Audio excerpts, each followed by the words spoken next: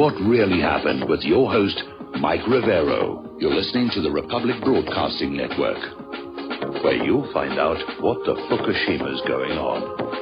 And aloha, America. Welcome to our show today. It is Thursday, July 7th, 2016. Sure happy it's Thursday. Sure happy it's Thursday. Sure happy it's Thursday.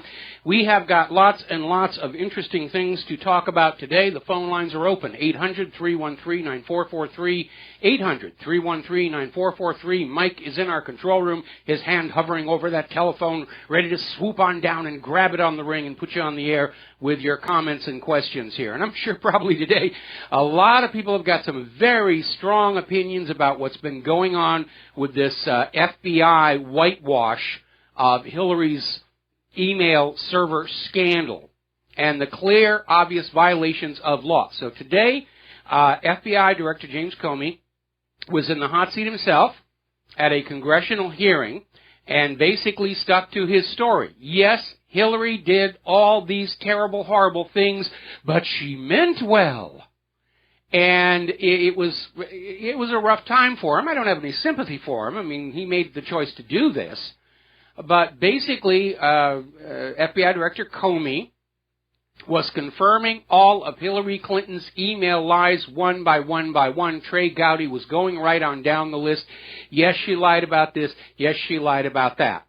Now, Comey did make a point of refuting a lot of what's been appearing in the corporate media, especially over at CNN and Hillary's people, that the FBI has cleared her of all wrongdoing. And he's saying, no, we haven't done that. We simply said we don't recommend charges be filed. But she did do all these things. And he even went on further to say that he didn't say there should be no consequences for Hillary Clinton for doing what she did. Now, FBI Director Comey has acknowledged something we already knew. Hillary Clinton's private email server was not authorized by any agency of the U.S. government, as it should have been before it was allowed to be carrying any kind of classified information. And toward the end of this whole presentation, Comey basically, he's just making excuses why we shouldn't go after Hillary Clinton. Yes, she did all the bad things, and she did all the... But I don't want to charge her. I just don't want to do it. You're being mean to me saying I have to enforce the law. And that's really what it came down to. And they're falling back on that perennial Clinton excuse. It was a mistake. It was just a mistake. It was a goof. Shoulda, coulda, woulda. What difference does it make now? All right, let's take a phone call. Jim in Chicago, aloha, what's on your mind? Jim in Chicago, are you there? Hearings. There we go. Yeah. Michael? Yes, you're on the air. Okay, I saw the hearings this morning and this afternoon. I have come to the conclusion that the FBI director, he has been blackmailed or threatened, or his family has been threatened, because the way he came across, it was like he'll tell you everything, then he'll stop right before he tells you everything. You know, the guy seems honest, but it seems like he knows he better not say anything more, because if he does, someone's going to get hurt in his family. Well, I think it goes deeper than that, because this story about the overlap between James Comey, Loretta Lynch, and HSBC is going viral all over the web right now. And apparently the Clinton Foundation was raking in the dough from HSBC. So remember what Deep Throat said in the Watergate scandal? Follow the money. Where's the money going? What's it being used to do? Well, didn't John Ash get killed because of that? John who? John Ash. United, the guy that claimed that he had a heart attack, or the weight fell in his throat.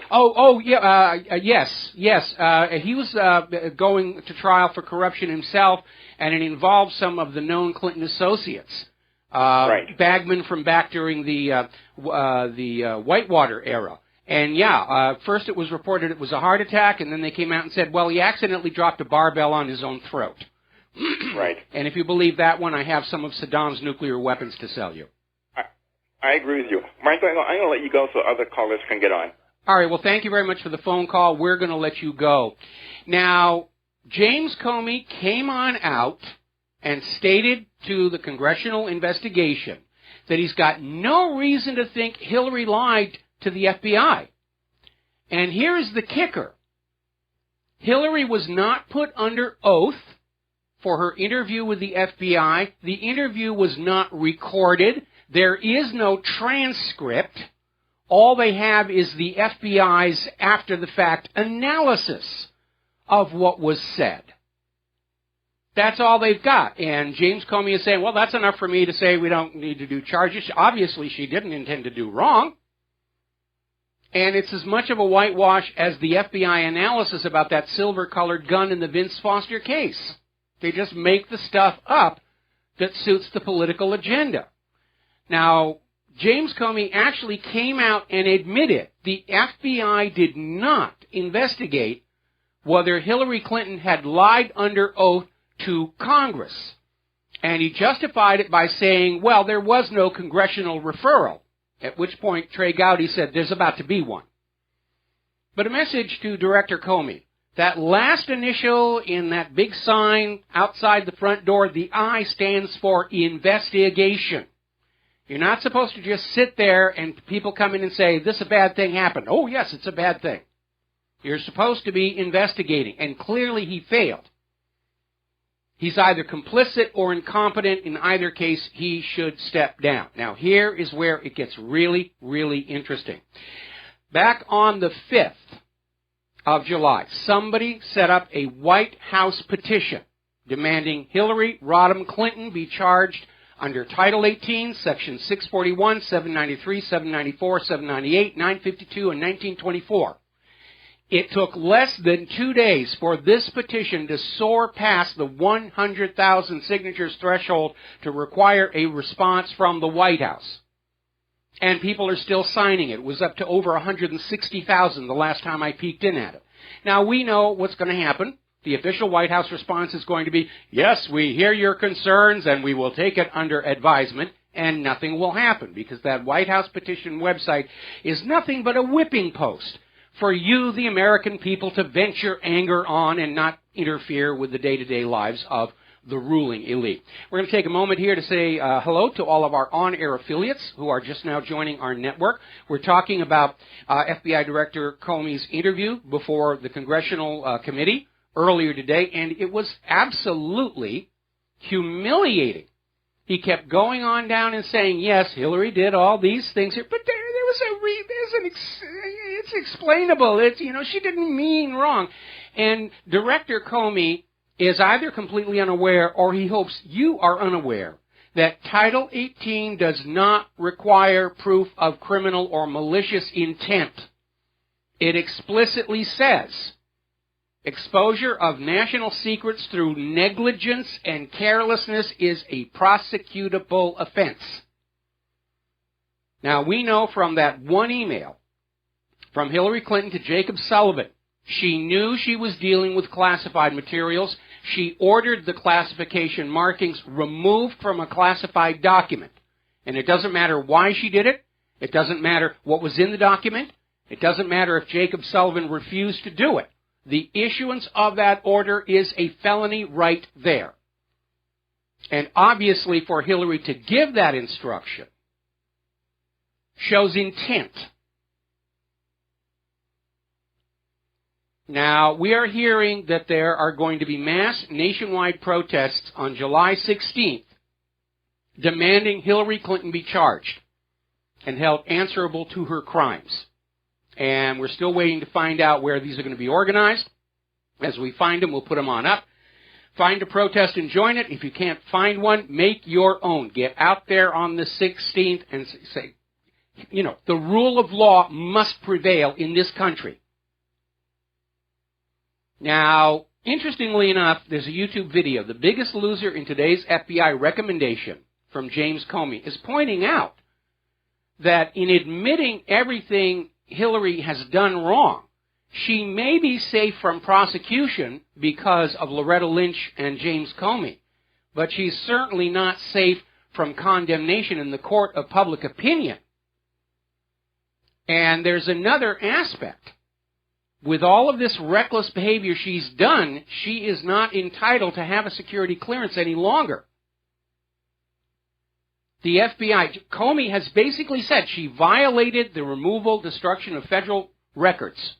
Automatic ineligibility to hold a security clearance. Now, who the heck could be President of the United States of America without a security clearance? And what we might actually see in the absence of the federal government actually doing its job for a refreshing moment, state attorney generals have it within their authority to strike Hillary Rodham Clinton from the ballot in November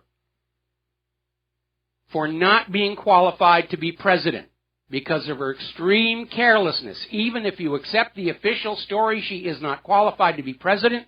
She's reckless. She's careless. She doesn't play by the rules. These are not qualities that should be in the Oval Office. All right, let's grab another phone call. Ken in Fort Worth. Aloha, what's on your mind? Yeah, why did she have a private server anyway? Well, the original reason she gave for the private server was convenience because she only wanted to carry one device around. That was the public excuse. We have photos of her carrying the BlackBerry, an iPhone, and a tablet. So that never really made any sense. And those of us with smartphones understand you can have multiple email accounts on a single device. It was absolutely made up. Now, there is this video from 2020 that surfaced from back in an interview in 2008 in which Hillary said she didn't want to use government email so that possible investigations would not have access to her communications. So that was the real reason. That was at least one of the real reasons. That was probably the main reason. I think there was a second reason. I think there's a second reason, and I'm going to keep on hitting this point. Back in 1996, there was the Chinagate scandal. Bill Clinton was authorizing the transfer of very sensitive technology to China, and Chinese money came in through Chinese-American citizens into his re-election campaign. They called it Chinagate. Congress was going to investigate all of this stuff that was going on. And then, oh, golly gee whiz, the White House email server crashed and destroyed over 1 million subpoenaed documents. And wouldn't you know it, somebody had manually shut off the backup system just a couple of weeks before. Hey, can I run you back a couple of years back there? You know when she was in Arkansas?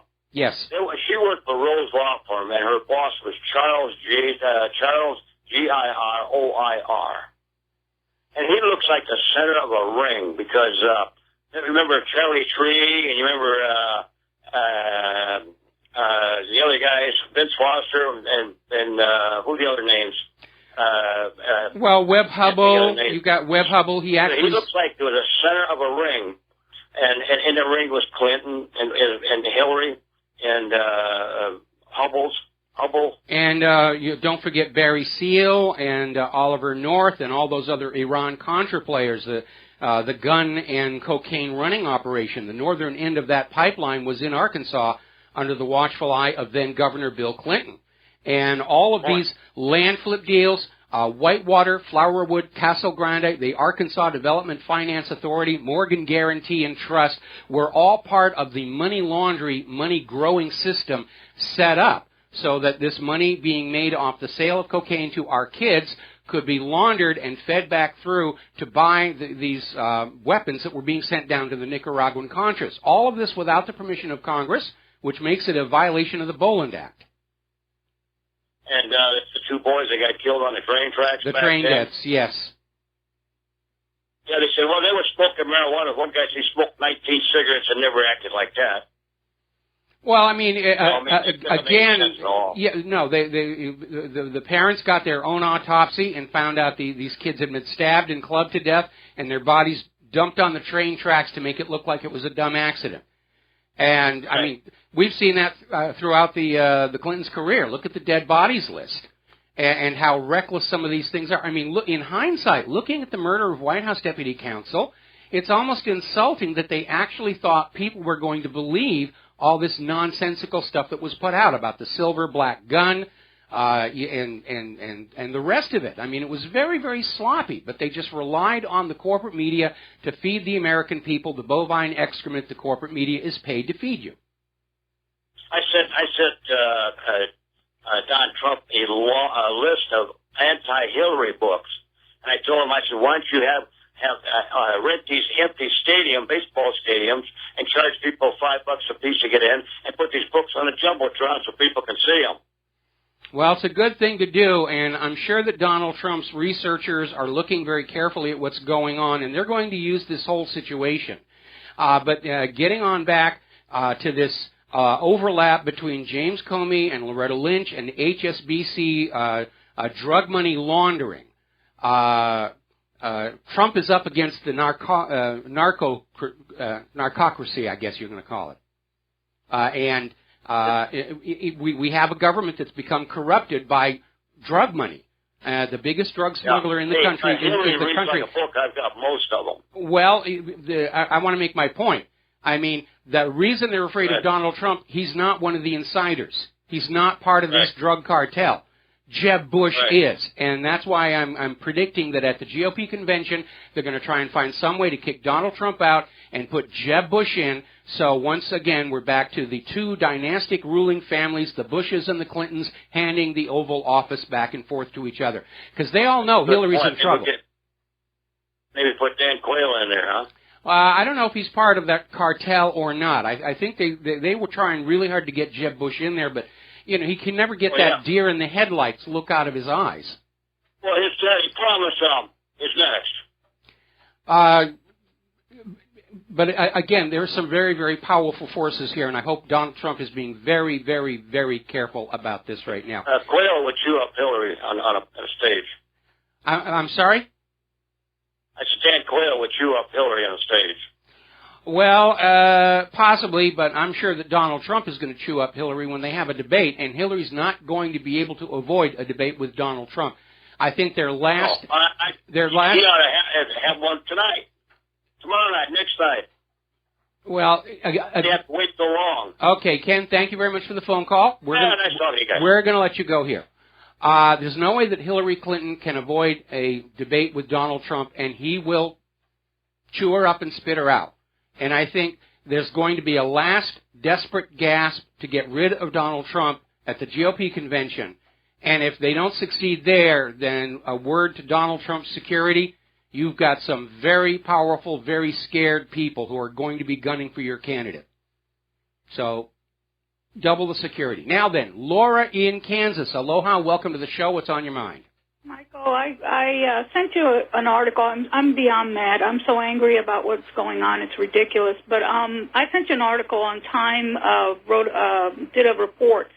And I'll quote from the article and let you answer to it. In 1996, after months of work, Comey came to some damning conclusions. Mind you, 1996. Hillary Clinton was personally involved in mishandling documents and had ordered others to block investigators as they pursued their case. Worse, her behavior fit into a pattern of concealment. She and her husband had tried to hide their roles in two other matters under investigation by law enforcement. Taken together, the inference by White House officials, which included destruction of documents, amounted to far more than just aggressive lawyering or political naivete. Comey and his fellow investigators concluded it constituted a highly improper pattern of deliberate misconduct. I just wanted your opinion on his whole thing today of him saying, well, there was no, it wasn't done on purpose. When in 1996, he himself said they did what they did. They destroyed documents and they to keep themselves from being convicted. And I'll take your answer off the air. All right, and I will give you my answer after this commercial break here. We'll be right back. Aloha, America. Welcome back to the show. Now, in response to what's going on, obviously that Time article is very telling. 20 years ago, when James Comey was part of the Whitewater investigation team, He pulled no punches in describing the interference from the White House as clearly showing intention to conceal, to distort, to keep things covered up. What a difference 20 years has made. The obvious answer is Comey is compromised. Either he has been bribed with huge amounts of money, or he has been ordered by the president not to bring charges, which is an obstruction of justice charge against Obama and an impeachable offense. It almost doesn't really matter. Looking at the way Comey was trying to make excuses for Hillary Clinton this morning, it is obvious that there's a cover-up. Now, if I'm right, and they found that Hillary was actually selling secrets to foreign governments in exchange for donations to her foundation, everybody's going to keep that covered up, because that is a scandal that could bring the entire government down. And that's why they're trying to make this go away as much as possible, even at the risk of discrediting the entire FBI. Not that those of us old enough to remember COINTELPRO ever had a high regard for the FBI anyway. The rule of law in this country, I mean, around the world in the foreign press, we're being described as another banana republic. They're describing Hillary as the Idi Amin of America. And if you know anything about Idi Amin, that was corruption and lawlessness personified. Now, Bernie Sanders is out there saying the way Hillary Clinton handled classified information is a serious problem. Bernie's got a wonderful gift for understatement, but apparently he's no longer sick and tired of hearing about this email scandal. And he's got to be realizing right now, if he'd raised this as an issue in that first Democratic debate, he'd probably be the nominee right now. And there's still time to make up for that, as it were. Judicial Watch has issued a statement declaring FBI Chief Comey is complicit in the Clinton email scandal, which means if I'm right about a new version of Chinagate, FBI Director Comey is an accessory after the fact to espionage and treason. And we have to find out what's going on. And even Judicial Watch is saying, clearly he's compromised. He's not doing his job. He's sitting up there admitting that Hillary has violated all these sections of Title 18, but persists in saying she didn't mean well, we're going to let her go. No reasonable prosecutor would bring charges based on this because they don't want to wind up dead in Fort Marcy Park. And lurking behind this, the Dave Hodges show, the Common Sense Radio show, has broken the story based on an inside source that FBI Director James Comey has no law enforcement background. He's a lawyer, and then later on he was a banker. Now, the FBI Director held an executive position at HSBC Bank. He was on the board while money laundering operations were being carried out by the Mexican drug cartels and terrorist groups with the direct assistance of HSBC banking officials. And according to Dave Hodges' source, there is no way that Comey didn't know this was going on. He was a top executive at the bank. He can't claim ignorance.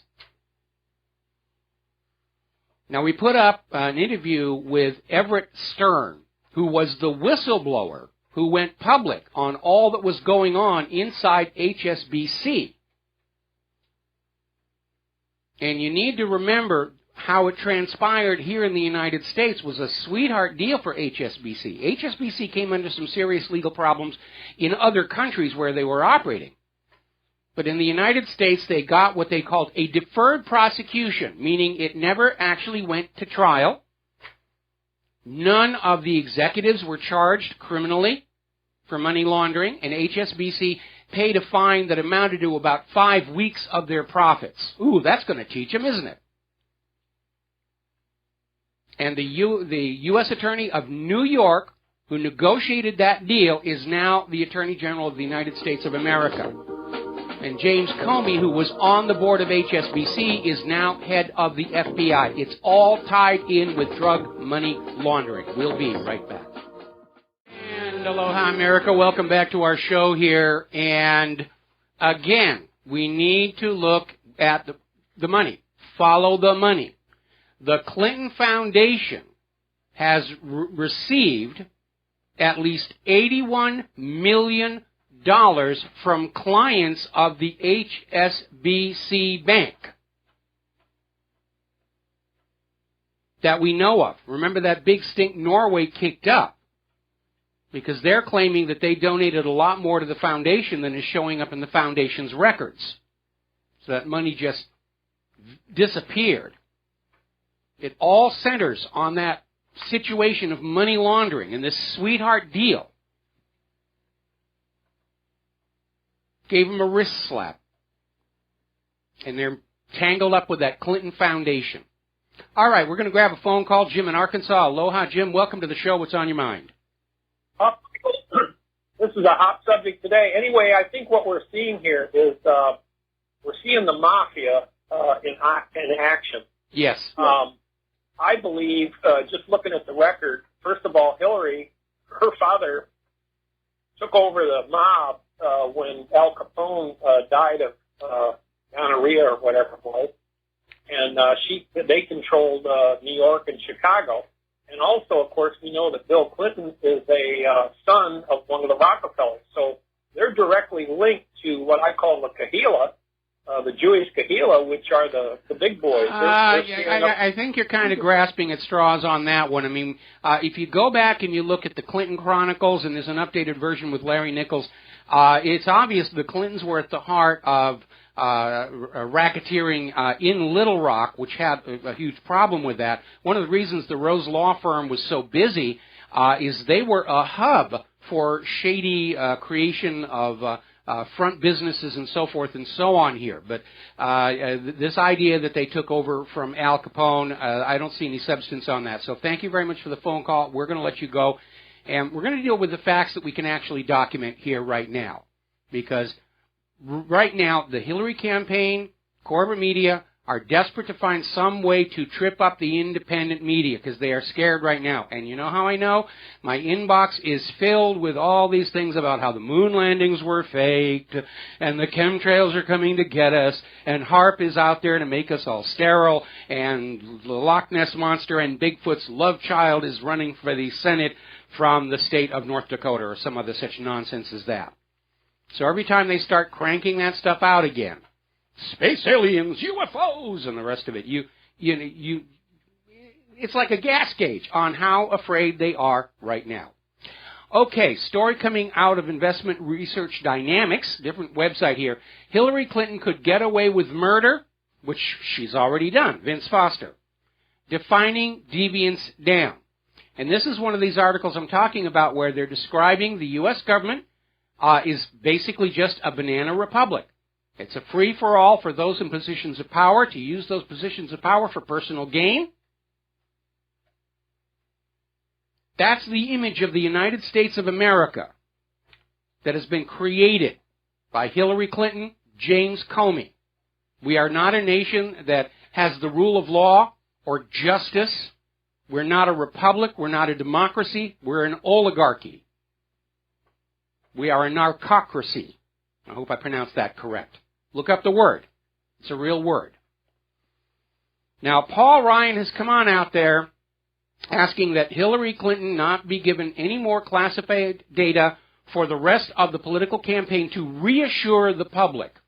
Well, Paul, the damage is already done. Okay? And by the way, Hillary should not have been receiving any classified information after she stepped down as Secretary of State. And she was obligated under the law to return all classified information to the originating agency when she stopped being Secretary of State, and yet it was still there on her private email server.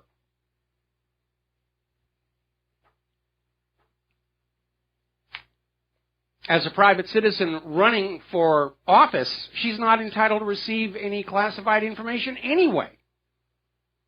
Who does Paul think has been giving her classified information? It's a null statement. She's not entitled to have any of it. She doesn't have a current security clearance.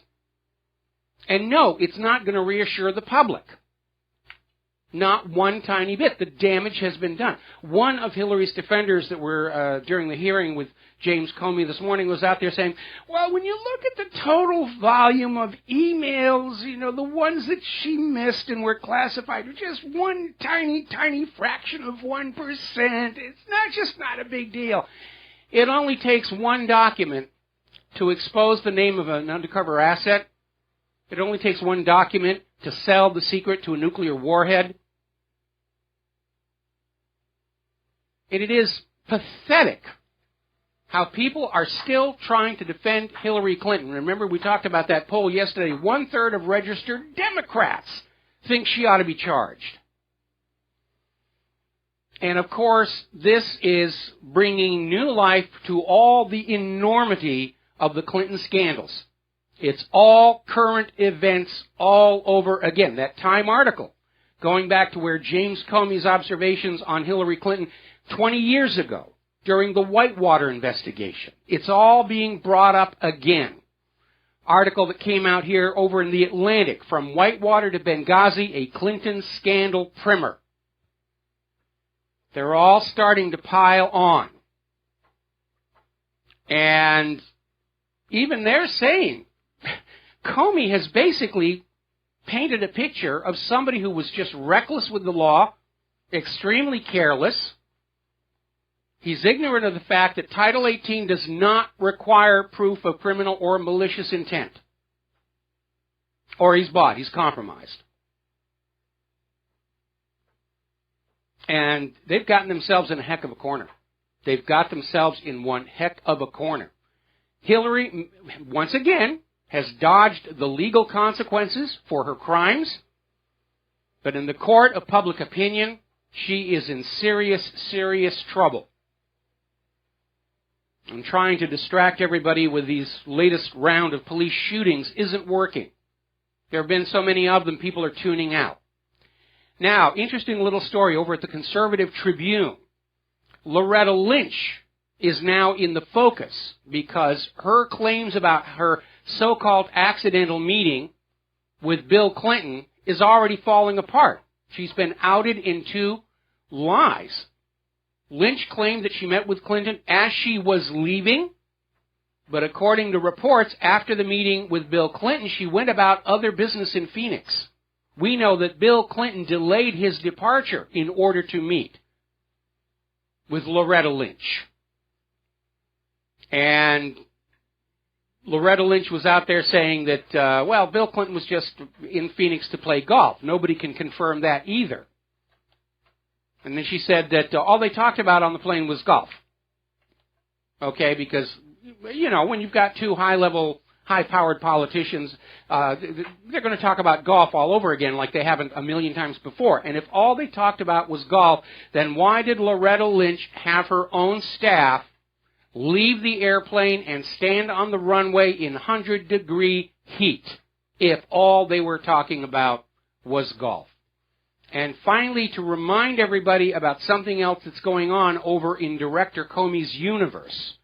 The FBI, remember, has told all the first responders in Orlando, Florida, not to respond to any requests for public records about the shooting at the Pulse nightclub without first routing it all through the FBI. Now, these logs, police logs, ambulance, fire, first responders, these are all public records. And there is no legitimate legal reason for the FBI to be telling these first responders not to release them publicly. It practically screams, cover up, cover up. And if there's one good thing that James Comey has just done, it's to wake Americans up to the reality there are a lot of big cover-ups going on right now.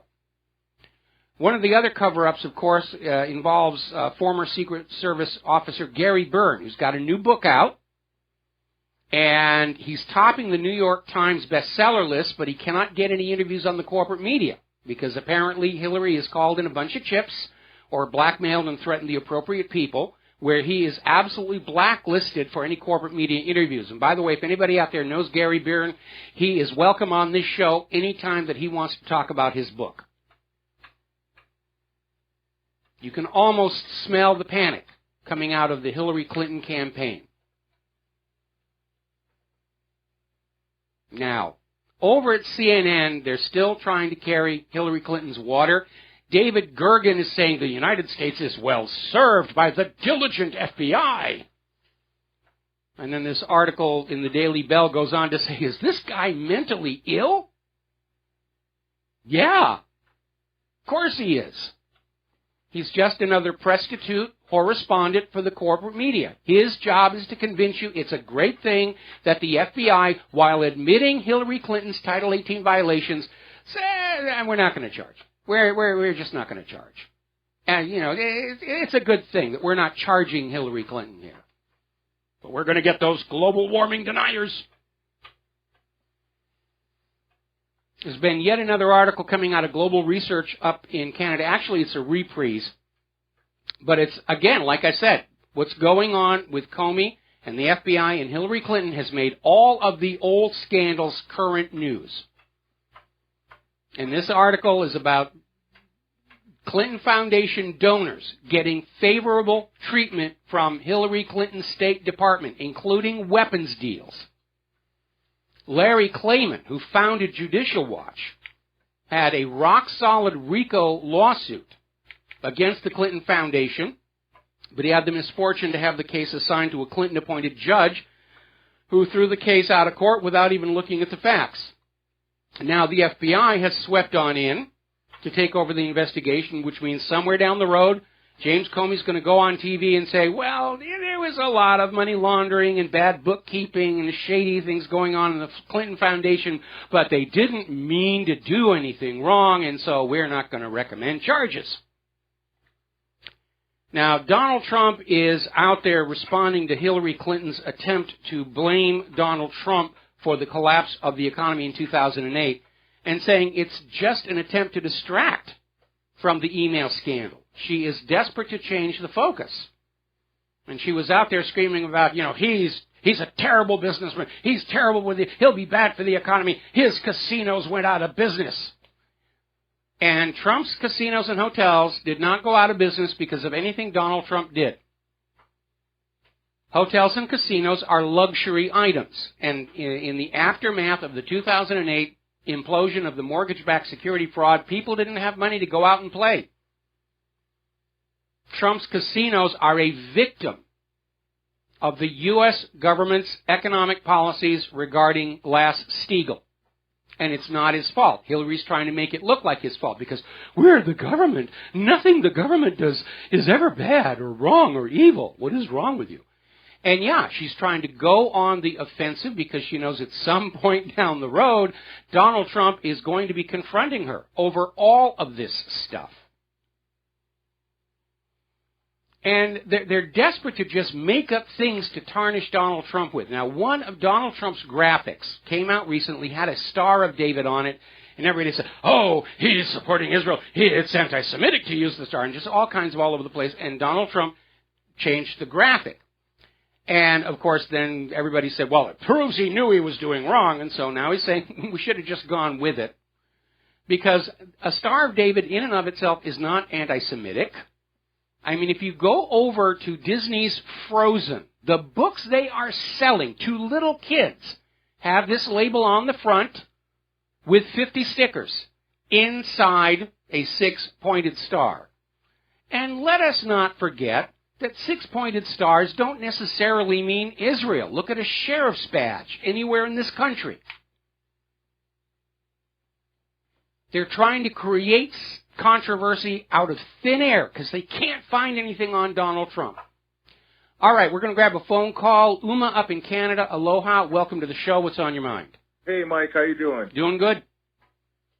Hey, I just got a question. I know that I've been watching a lot of news lately. The Clinton saga, of course, is the biggest one. Mm-hmm. But then all of a sudden, the whole narrative changed to all these shootings, the cop shootings. Yeah, you noticed that, did you? Yeah. Oh yeah, big time. But I noticed too that I've seen the first video, and I've seen the second video. I don't want to put any controversy on it, but the second video looks suspicious to me. regarding that, because it just looks like they're trying to put it on and keep on doing it. And I have a feeling that they might do another police shooting here in another couple of days. Oh, yeah. I mean, you know, somebody hacked into the email of the Black Lives Matter leader and showed documents where they're coordinating with the White House to kick up racial tension for political gain. Oh, yeah. We had a caller who's an expert in Homeland Security on Tuesday, and he said, look for some kind of a shocking event so the media can stop talking about the email server. Big time. Yeah, have you ever seen the movie Wag the Dog? Yes, I have. Okay. One of my favorites, Robert De Niro. Oh, he did a fabulous job in that. And for the rest of our Rivero's Rangers out there, if you have not seen the movie Wag the Dog, you need to look at it. It's funny as all heck, and it shows how the media and public perceptions are manipulated by those in power. And I'm in Canada, you know, and I've been trying to talk to my fiancé. I'm like, you got to look at this, because it's the weirdest thing how it's all switching about, and how the mainstream is picking up these police shootings now. Well, and then it's more like Clinton's in the background and stuff like that, and they don't want to really talk about it anymore. That's exactly it. That's the marching orders they're getting. The prostitutes and the correspondents and the corporate media are being told, you will not talk anything bad about Hillary. Go focus on the shootings or the rest of that. And yeah, they'll stage shootings in order to give the media something to do. Remember when the Beirut barracks got bombed? And it was a horrible slap in the face of the American people. What did the U.S. government do? 24 hours later, they invaded Grenada. So the media was looking at Grenada and not what had happened in Beirut. That's how they play this game. When Monica Lewinsky testified before Congress about the stained blue dress, and she walked out expecting a phalanx of reporters, and there was nothing but empty steps, because while she'd been inside testifying, President Clinton had launched a cruise missile attack in another part of the world. Okay, that's how they do these things. All right, got to let you go here. Got to take a break for commercials. We'll be right back. Hello, hi, America. Welcome back to our show here. And what was really kind of bizarre in Director Comey's testimony earlier today is that he claimed his going gentle on Hillary was to avoid the appearance of bias, which very clearly did not work out that way. Everybody is seeing the bias. But it's already producing a backlash, because a lot of other Americans who have been chastised for Title 18 violations are now coming forward and saying, we want reconsideration of our case. Because if Comey is setting the standard of need of proof of malice or intent to commit a crime, then we want our sentences erased. We want to be exonerated.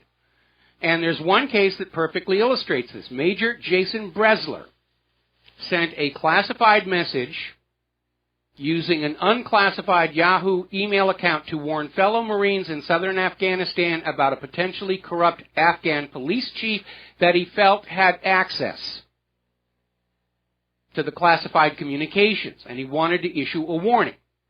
Now, Bresler then turned himself in and said, I sent this message on an unclassified server because I wanted it to get to these people and warn them. And he wasn't criminally charged, but there's a black mark on his record.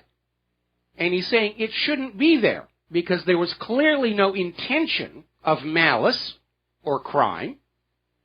He was dealing with a potential security compromise within the existing system. And he wants reconsideration. And while we're at it, we need to be going back and looking at all these other cases that have been just viciously prosecuted. We got to look at Edward Snowden. Edward Snowden did not intend to malicious intent. He was blowing the whistle on the fact that the U.S. government was engaging in unconstitutional mass surveillance of law-abiding American citizens. That's not a crime to report when the government is not playing by the rules.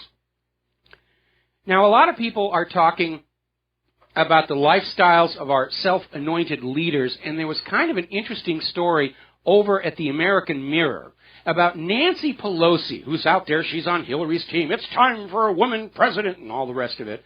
I think she's sucking up to Hillary in the hopes that she might be considered as VP. I don't think it's going to work. And the story that's in this article is basically about how Nancy Pelosi rides around town in this armored black SUV that has built-in red and blue flashing lights like it's an official vehicle, which may actually be illegal for her to have. And then this SUV basically does a U-turn at a street and parks in front of a shoe boutique Foot Candy, right in front of a fire hydrant. Pelosi goes on in, buys shoes. The police don't dare write a ticket. We got to take a break here for our top of the hour station identification. We'll be back with hour number 2 after these few words. And aloha, America. Welcome back to our show. Hour number 2. The phone lines are open, 800-313-9443. And I love that station ID, network ID coming in here because you can handle the truth. And Hillary's out there saying, I deleted the truth. And James Comey is saying, yes, she did, but that's okay. You people didn't really want to know that she sold out the country. Anyway. Now, interesting little development out of the United States Conference of Mayors. In a unanimous decision in their 84th annual conference, 1,400 U.S. mayors slammed the White House for risking a nuclear war with Russia. Because after all, one atomic bomb can ruin your whole day. It's bad on the landscaping, bad for tourism. We really don't want to have this. More numbers are coming out now about the civilian drone deaths. That's a number they've been trying to hide from you. They don't want to report that. It is 5 times higher than all of the U.S. mass shootings put together. But they're going to put those on TV. Oh, it's a mass shooting. Give us your guns. What about all the drones? Oh, you don't need to know that. That's not important for you to know. You know, it's collateral damage is what it is here. Now, Russia is calling on the Normandy 4 to halt the latest Kiev offensive into the eastern Ukrainian republics. Once again, Putin is showing himself to be a peacemaker and a global statesman, as opposed to these chest-thumping warmongers and money junkies we have running this country here. Putin is looking at what's going on in the United States, and he's said, basically, there's no question. The U.S. elections are totally rigged. It's not a democracy. U.S. presidential campaigns are popularity contests rather than evaluation of serious decision-making about the future of the nation. And Putin is absolutely right. Our elections are a joke. The primary season proved it with all the massive fraud that's going on. And as we reported, there are lawsuits in California seeking to block certification of the election until the provisional ballots can all be counted. And then we got word the provisional ballots are being destroyed. That's a legal violation. That's a violation. Those are supposed to be kept. They got a massive shredding operation going on. All right, we're going to take a phone call. John in Barbados. Aloha. Welcome to the show. What's on your mind? Aloha, Michael. Just to diverge a little from the nonsense of the FBI. And oh, by the way, what is your choice for the renaming of the FBI? Boy, the suggestions are still coming in. I think Fascist Bastards Incorporated is leading the pack right now. Well, we have an advantage in Britain with this Blair and Chilcot inquiry. In 1991, America changed the rules and prevented private criminal prosecutions by individuals. But in Britain, it's still the law. And I hear that the families of those soldiers killed during the Iraq War are putting together a private criminal prosecution of Tony Blair for lying and, committing these war crimes. So it may not be the end, because in Britain, you can bring a private prosecution, a criminal prosecution against an individual or a corporation or whatever. Oh boy, could we use that here in the United States right now. I got a bunch of Title 18 filings I'd like to be doing right now. I remember shortly after, I think it was after Dr. Kelly's murder, there was actually a made-for-TV movie suggesting Tony Blair, it depicted him being sent to The Hague for war crimes trials. I think that was on BBC. Yes, it was. But unfortunately, this method of private prosecution was removed from the U.S. statute in 1991, I believe it was. Well, that's a shame. That's an absolute shame. And I think it's another way that the government was arrogating power and authority to itself and weakening the public, because we're in that situation right now. Nobody gets prosecuted for a crime if the Attorney General says no, no matter what they've done. And that is basically what has put us into a state of tyranny, where the elites can do whatever they want, rampant lawlessness and corruption across the land, and we, the American people, have been stripped of any recourse whatsoever. Well, yes, I mean, in America, of course, your district attorneys or your state attorney generals decide on prosecutions or whether to go ahead. But in Britain, anybody can, any individual can put a case to the courts, and not only that, of course, once you've got that case filed in court, you can then demand all the evidence from, say, Chilcot. Or the thing that amazed me is that we got lots of Tony Blair emails, but the U.S. refused to release any letters or emails from Bush, Blair, coming the other way. So the reason for that is very, very simple. Everybody's out there saying Tony Blair lied. It's being reported that way in the foreign media. Here in the United States, they're still pushing the fiction of faulty intelligence. We meant well. We just got bad information. And obviously, they need to keep Bush's letters classified, or they're going to find out that, yes, Bush and Blair were working together ever since that meeting in Crawford, Texas, about how to concoct a war with Iraq, because Iraq was daring to sell their oil for the euro. And we know that's what it was really all about. We know that all of the reasons for war turned out to be a complete lie. Tony Blair's being called to account for that, and it's time for Americans who were in part of that, the Project for the New American Century, George W. Bush, Colin Powell. We need an American equivalent of the Chilcot Report to say these people lied us into a war of conquest. I think if this prosecution does go ahead, the Commander-in-Chief of the Royal Navy at the time, who said 2 years before he knew we were going to war with Iraq, he had been told that that was the case. Yeah, he will be in the court. He was not allowed to testify before the Chilcot inquiry. Listen, we need to take a break here. I need to extend a hello, welcome back to our on-air affiliates who are just rejoining our network. We're talking about the Chilcot Report. We're talking about possible criminal charges against Tony Blair. We're hearing calls for impeachment. Everybody is absolutely angry, and I think the reason for that is very, very simple. The very highest of high crimes and misdemeanors that can be committed by a government against its own people is to lie and trick them into a war of conquest. Okay?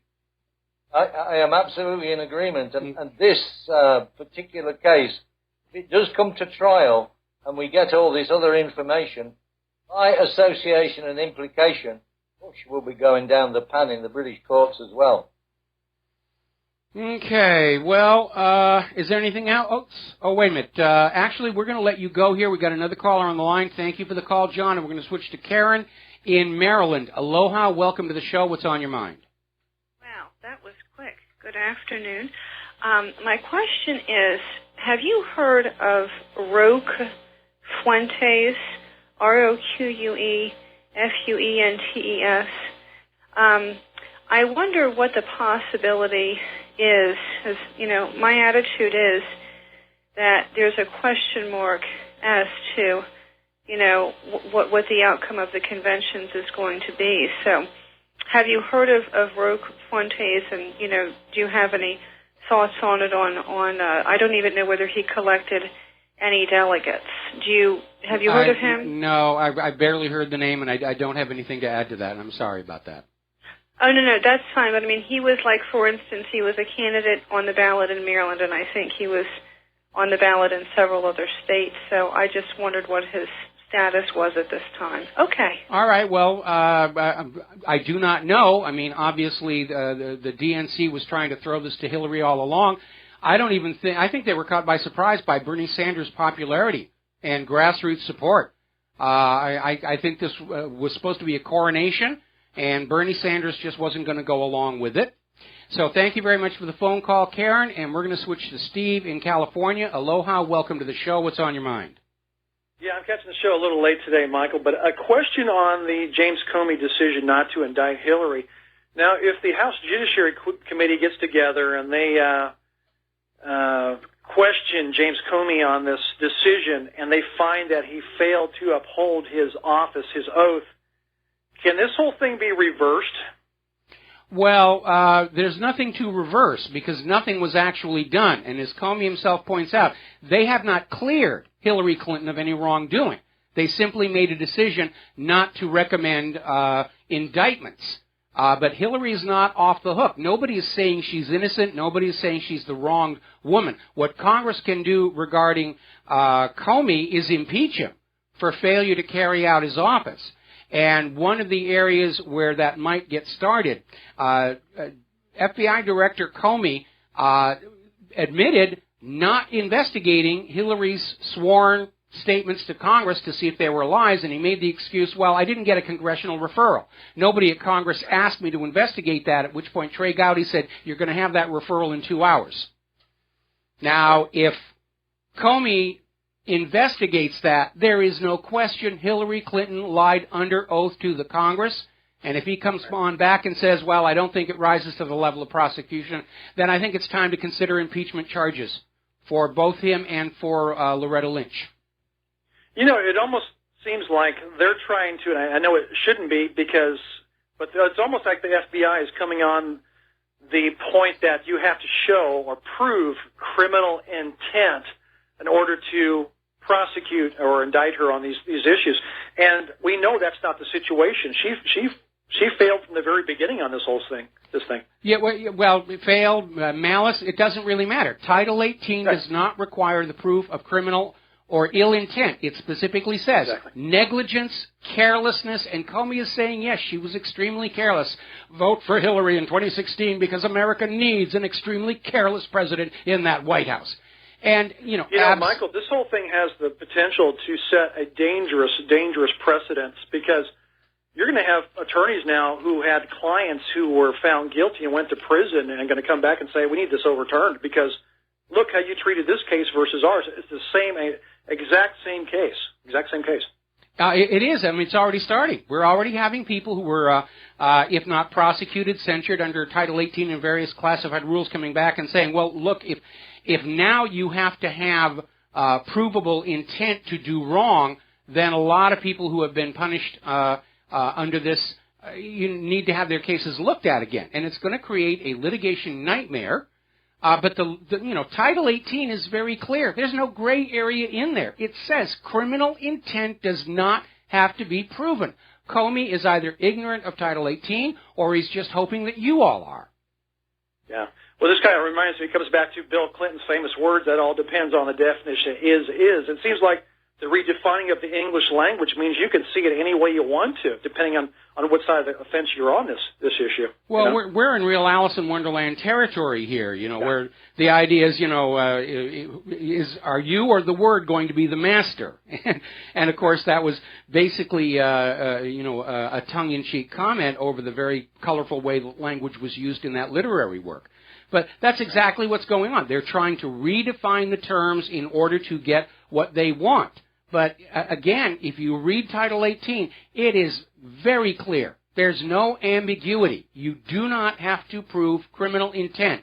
You can be committing a felony violation through carelessness, negligence, recklessness. Now, before she got her security clearance, Hillary Clinton went through the same briefing anybody who gets a security clearance has to go through. on the proper care and handling of classified information. That email from her to Jacob Sullivan is a felony conviction waiting to happen. And probably Director Comey is hoping you're unaware of that one as well. But again, he's succeeded in destroying what little credibility the FBI had left. He's destroyed what little legitimacy and credibility the U.S. federal government had. He's made a laughing stock of the United States to the rest of the world, all to serve Mistress Hillary. Thanks again, Michael. All right, well, thank you very much. We're going to let you go. Now, getting on back to the news, we're talking about the Chilcot Report. Tariq Ali is basically saying Tony Blair is a war criminal for pushing us into an illegal war. And there is no question, it was illegal. And not just Tony Blair. Because when George Bush activated that congressional authorization for the use of military force, he included in his letter of transmittal 2 lies. One, that Iraq had banned weapons of mass destruction, and 2, that Iraq was involved in 9/11. Now, fraud negates consent. That letter of transmittal was illegal. And so Bush's war in Iraq was a private little affair. He basically hijacked and commandeered the military forces of the United States of America for a personal little war against Saddam Hussein. Now, when they catch members of the government using government assets for personal purposes, the politicians are required to reimburse the Treasury. So I think the Bush family ought to be required to reimburse the U.S. Treasury for the entire cost of that illegal war in Iraq. Now, don't worry about the Bushes. They've got lots of money. I'm sure they can afford to pick up that tab.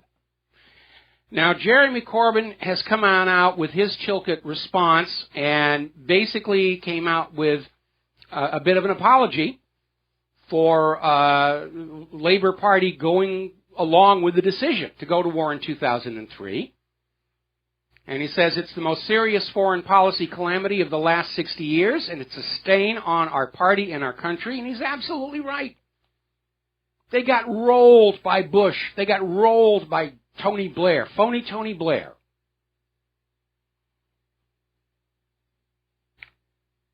Now, there's another article. This came out of Gilad Atzmon's website, reminding everybody that at least a portion of the so-called dodgy dossier may have originated with Israel, because Israel was certainly pushing for the war on Iraq. They wanted Iraq smashed up as a regional adversary. Now, we know that most of the dodgy dossier was plagiarized from a 12-year-old student thesis, but it was embellished with all kinds of claims about Iraq's yellow cake uranium, which turned out to be a complete hoax. That in turn triggered the outing of Valerie Plame, created a big stink about that. And it gets even sillier. Inside the Chilcot Report, they're reporting that one of the justifications that Tony Blair used to say Saddam had chemical weapons is they had a source who described Saddam's chemical weapons in spherical glass containers. That's actually a scene from the movie The Rock. Real chemical weapons, biological weapons, are not stored in glass for the obvious reasons of what happens when you drop one. They were just making the stuff up. Apparently John Howard was squirming over questions about how this war was started. And yes, they lied us into it. And Tony Blair is out there saying, please don't say I lied. Use an acceptable euphemism. I exaggerated. I encouraged. I may have embellished. No, Tony, you lied. You lied. George Bush lied. Colin Powell lied. To his credit, he wasn't happy about it after the fact. Corbyn is using the phrase misled. Jeremy Corbyn is saying Tony Blair misled Parliament over the Iraq invasion. Yes, he did. But why wasn't Parliament doing its due diligence to check that what they're being told is the truth, given how politicians lie? And the same criticism applies to the U.S. Congress, who did not do the due diligence for George Bush's letter of transmittal to check if that claim about Saddam's weapons of mass destruction was true or not, which it wasn't. We got to take a break for commercials. We're going to be back after these few words. Aloha, America. Welcome back to our show here. And now Tony Blair, and he's actually being described over in thomasdishaw.com as mentally unstable, and that may actually be true. But Tony Blair is trying to defend himself and preserve his reputation by saying that even if he did kind of, sort of cheat Britain into the war, it was a good decision because the world is much better off since the Iraq War. To which my reply is this guy on drugs? All of the deterioration of the Middle East began with that Iraq War over just which currency Iraq's oil would be sold for. Now, George W. Bush is out there saying basically the same thing. It was the right thing to do. Who cares if we lied to you? But we're telling you the truth now, that it was a good thing that we got Saddam Hussein. And, maybe there weren't any weapons of mass destruction, and we actually have George W. Bush on video admitting Iraq had nothing to do with 9/11. But it was the right thing to do, according to George W. Bush. Motto of the government, any government: if at first you don't succeed, lie, lie again. Now, the reality on the ground is people are getting pretty fed up, and we're looking at this article over in Veterans News Nows. There will be trouble if heads don't roll. Somebody has to be brought down over the lies that led to the war in Iraq, or there's going to be civil discord. Look at all those millions of people in the streets of France right now over austerity. Can you imagine 300 million Americans angry in the streets, enraged over the fact that they were lied into a war of conquest, not just once, but over and over and over again?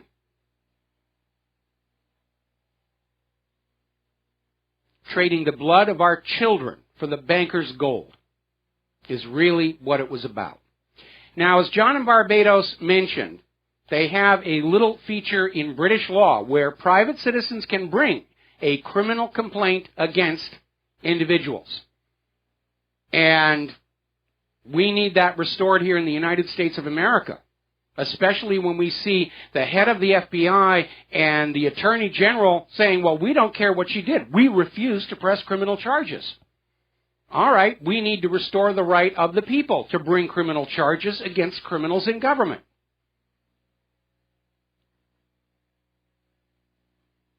So, basically, Corbyn is out there saying this was an act of military aggression based on a false pretext. Stop being polite, Jeremy, and just say, Bush and Blair lied, and our young people died, along with a lot of people in Iraq. And don't forget, as part of this whole Iraq thing, the United States government tortured innocent Iraqis to death to find weapons of mass destruction they already knew did not exist. They just wanted confessions. Oh, yes, I saw a nuclear bomb in Saddam's kitchen. It was there last week. Trust me. Oh, yes, we have it on good authority that Saddam had a nuclear bomb in his kitchen last week. Story over in Counterpunch saying the same thing I am. Where is the American version of the Chilcot Report?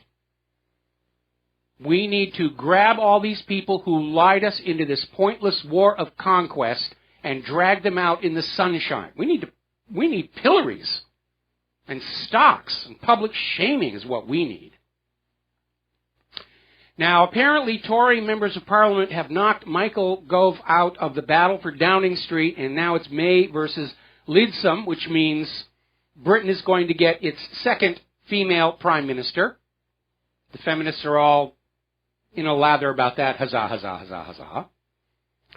The president of the Czech Republic, Milos Zeman, is now calling for a referendum, not only on his country's membership in the European Union, but NATO itself.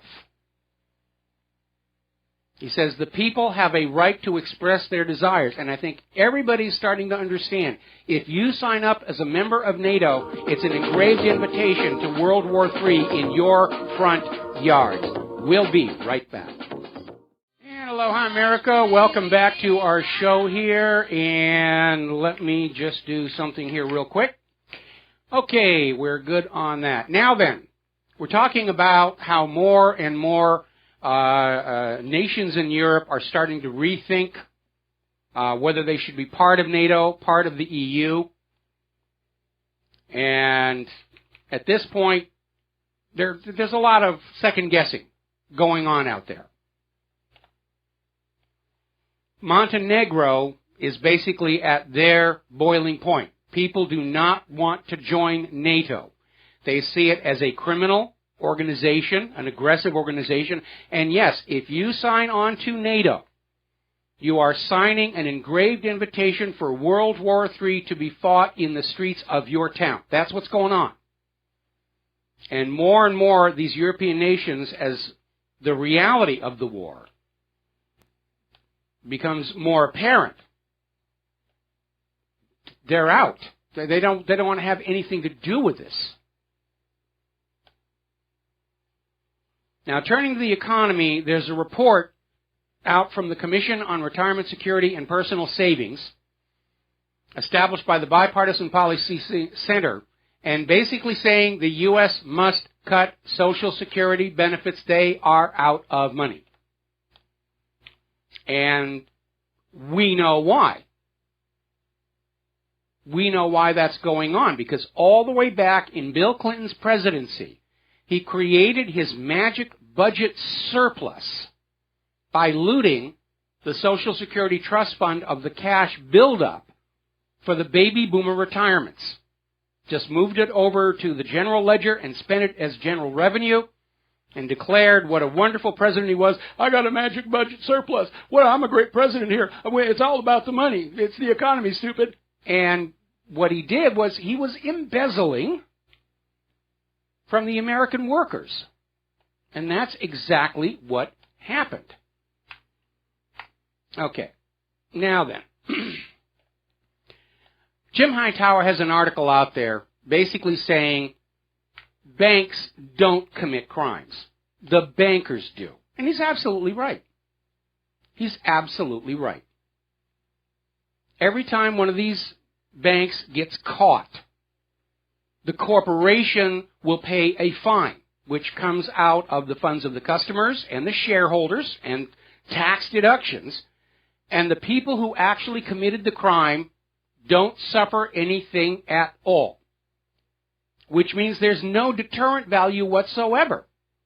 It's like this situation with HSBC. The fine they paid to buy a deferred prosecution, meaning they never even got to go to court, was 5 weeks of their profit. And so you're going to have these banks are going to go on committing these same crimes because they get a wrist slap if they get caught. There's no deterrent there. Now, that may be changing. As you know, Iceland started throwing their crooked bankers in prison. Other countries like China and Iran execute bankers who fail that public trust, and I think we need that here.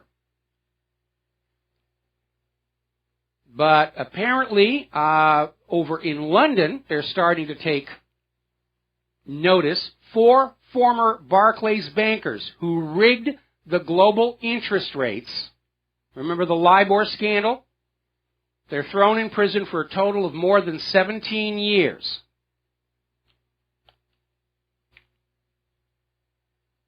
Now, meanwhile, those not in the labor force here in the United States have grown by 25 million people from 2000 to date.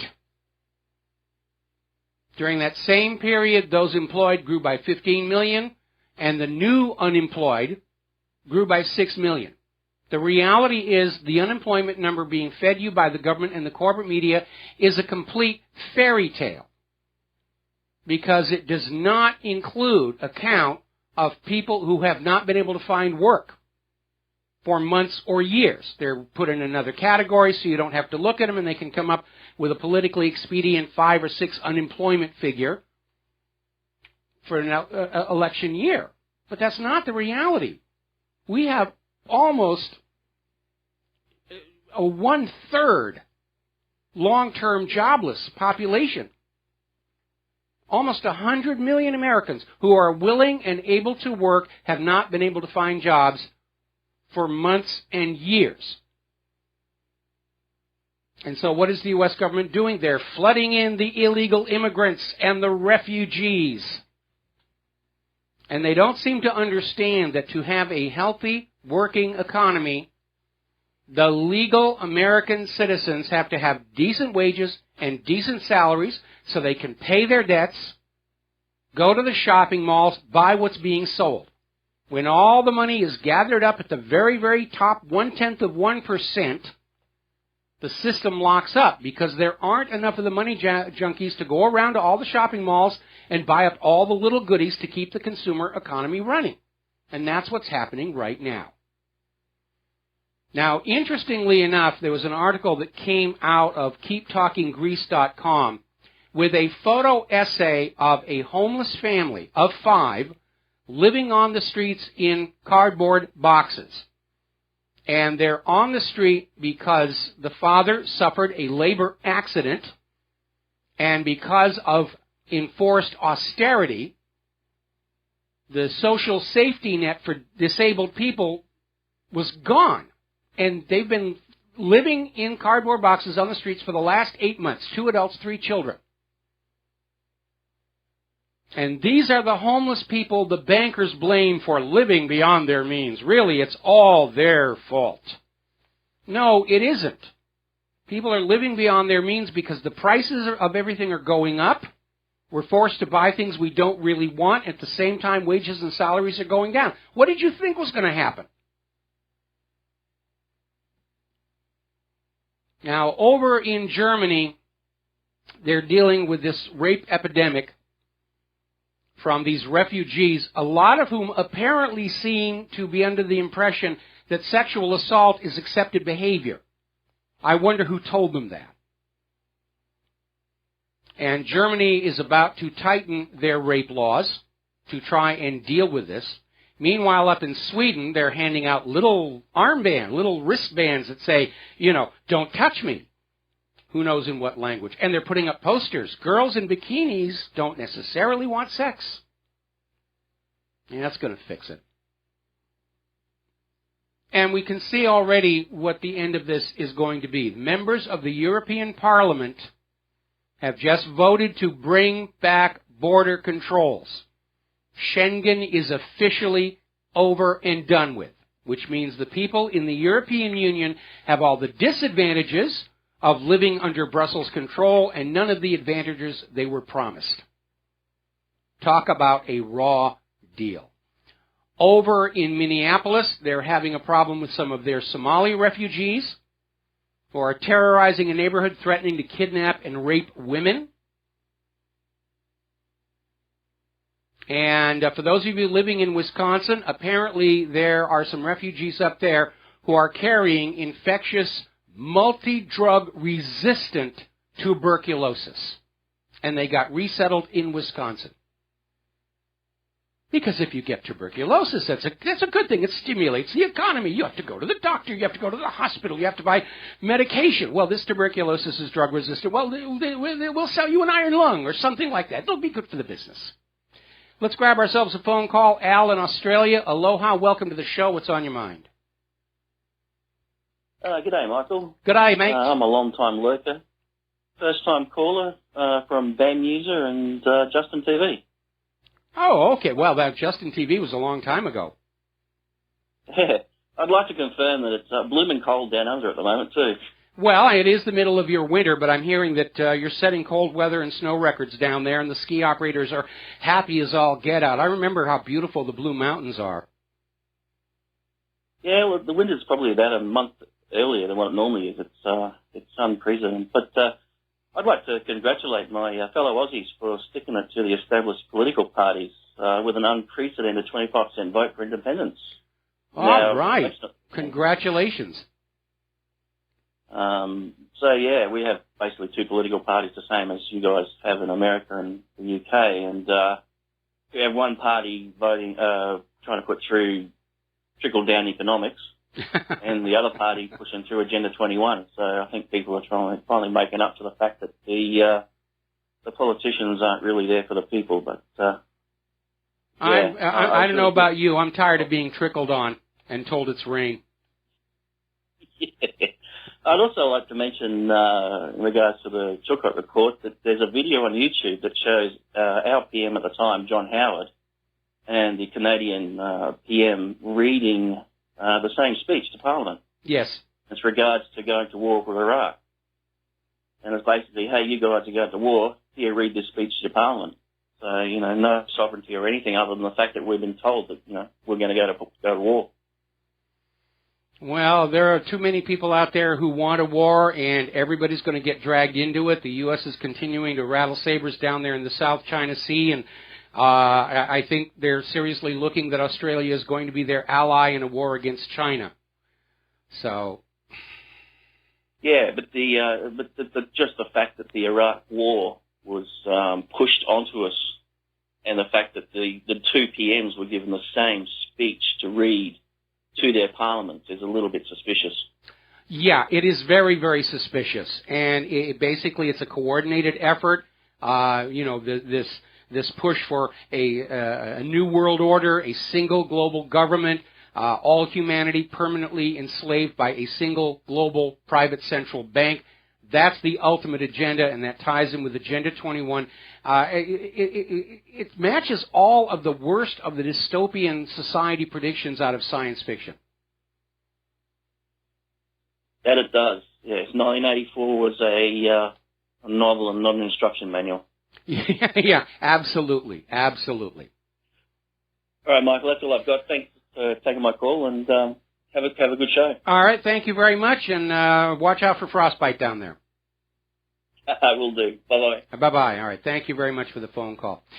Okay, here we go. Now then, as one of our callers pointed out, somebody is trying to find something that will distract the media away from the email stink, Director Comey's whitewash of it, the entanglement between Comey and Loretta Lynch and the Clinton Foundation with HSBC, which paid a huge fine for laundering drug and terror money.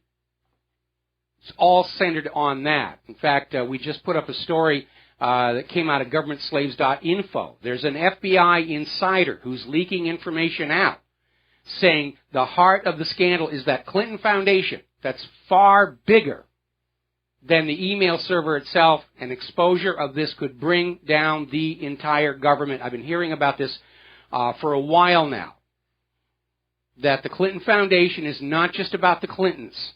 It's about everybody dipping their hands into this flow of cash, and they're all compromised and they're all blackmailable. Now, getting on back to media distractions, there have been a couple of these shootings of black people by white officers. The first one that they had come on out there involved this gentleman, Alton Sterling, and they were trying to make a big deal about that, and Black Lives Matter was saying, we're going to riot, we're going to destroy property, and this killing of innocent black people must stop. And then it turned out this guy wasn't really all that innocent. He's got a huge, huge criminal record. So now they've got the new one, and this is this guy who was shot by a police officer 4 times after being told to get his ID out. And the woman who was in the car with him got a video of it, and it's going on out there. Now, whether this was staged or not, we don't know. But looking at the commentary, it's very obvious somebody would like some race riots to take the focus off of Hillary Clinton and all the scandals. And remember, we reported earlier this article out of D.C. Clothesline. Somebody hacked into the messages of the Black Lives Matter leader and saw they are coordinating with the Obama administration's plan for a summer of chaos and martial law. Right now, Hillary Clinton is campaigning on this idea that she's going to protect all the black people from all us bad, old, mean white people. And so she needs race riots in the streets to campaign to those people, to scare them into supporting her, when anybody who's calm and rational knows this is absolutely the last person we should have in the Oval Office. All right, we're going to take a phone call here. Frank in London, aloha, welcome to the show. What's on your mind? Hi, Mike. I just want to touch on the Chilcot report and why, for my reason, why I think they wanted to undermine Jeremy Corbyn. I don't know if you're up on the politics in British politics at the moment, but a lot of the grassroots Labour Party are firmly behind Jeremy Corbyn, and I think, in my humble opinion, I think they were trying to remove Jeremy Corbyn because they were afraid of what he was going to say about the Chilcot report.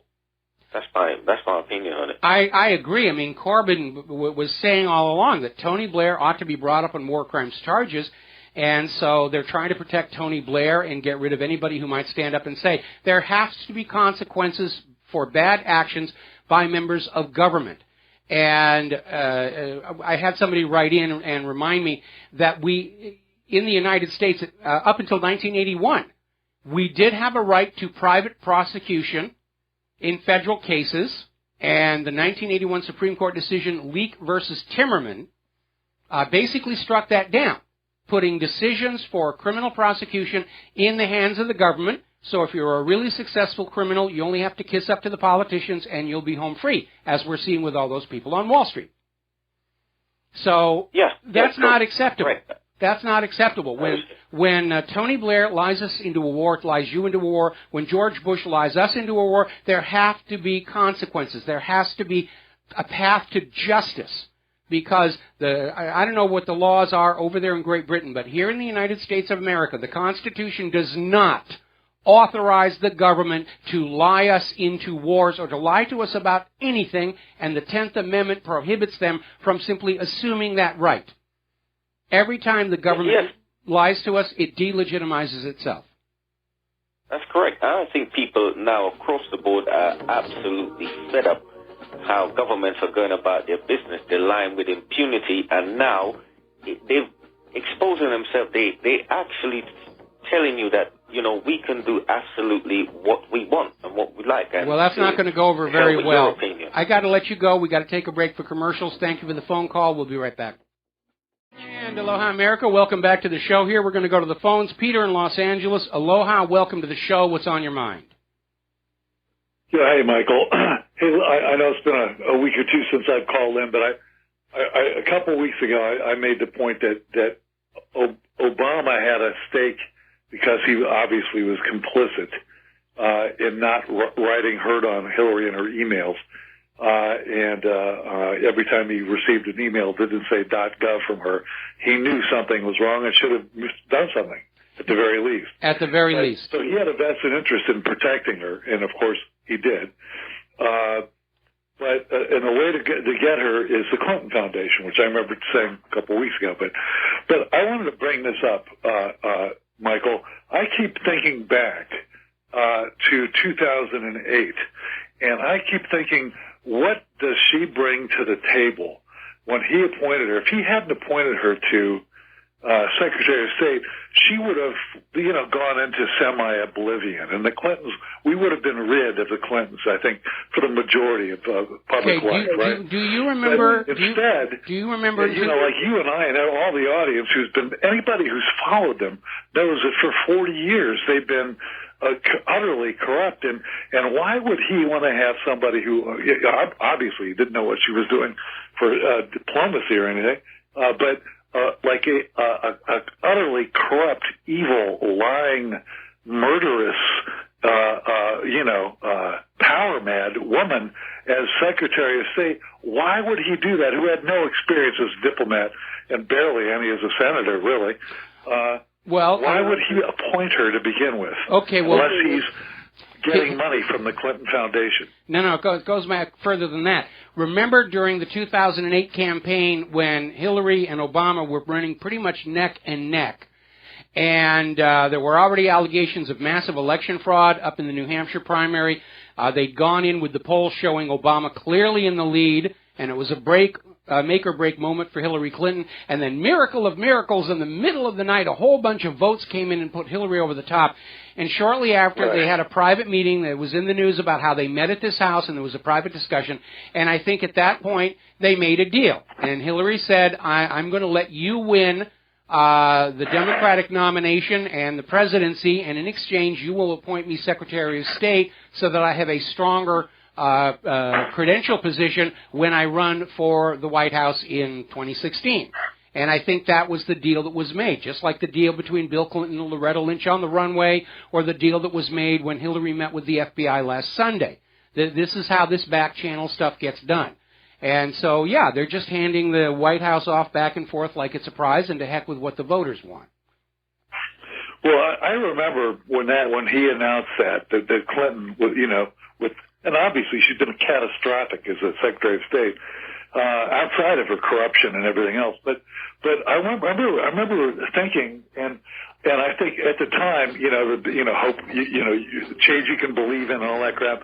And, and I remember thinking, boy, when he appointed Hillary, and then when he appointed Rahm Emanuel, I knew this guy was a complete loser. Well, he's part of the insider. He's part of the cartel. Anyway, Peter, we got to let you go and take a break for our top of the hour station identification. We got another caller waiting on the line when we come back. And aloha, America. Welcome back to our show here. Hour number 3. The phone lines are open, 800-313-9443. We've got a caller waiting on the line. I'm going to get to that call in just a minute. But I'm reposting to the front page of WhatReallyHappened.com some articles from events all the way back when Bill Clinton was governor of Arkansas, right in the heart of the Iran-Contra operation. And one of them, of course, is my own article, Mina is no myth. There's another one, The Secret Heartbeat of America, and if you are not familiar with this, you need to look at it. Because as it turns out, the biggest cocaine drug smuggler in the country is the Central Intelligence Agency and all of its friends. Because they like to get money that is not approved by Congress so that they can do things without Congress approval. It was called the off-the-shelf operation. And that's what's been going on. The U.S. government has a long, ongoing relationship with illicit substances.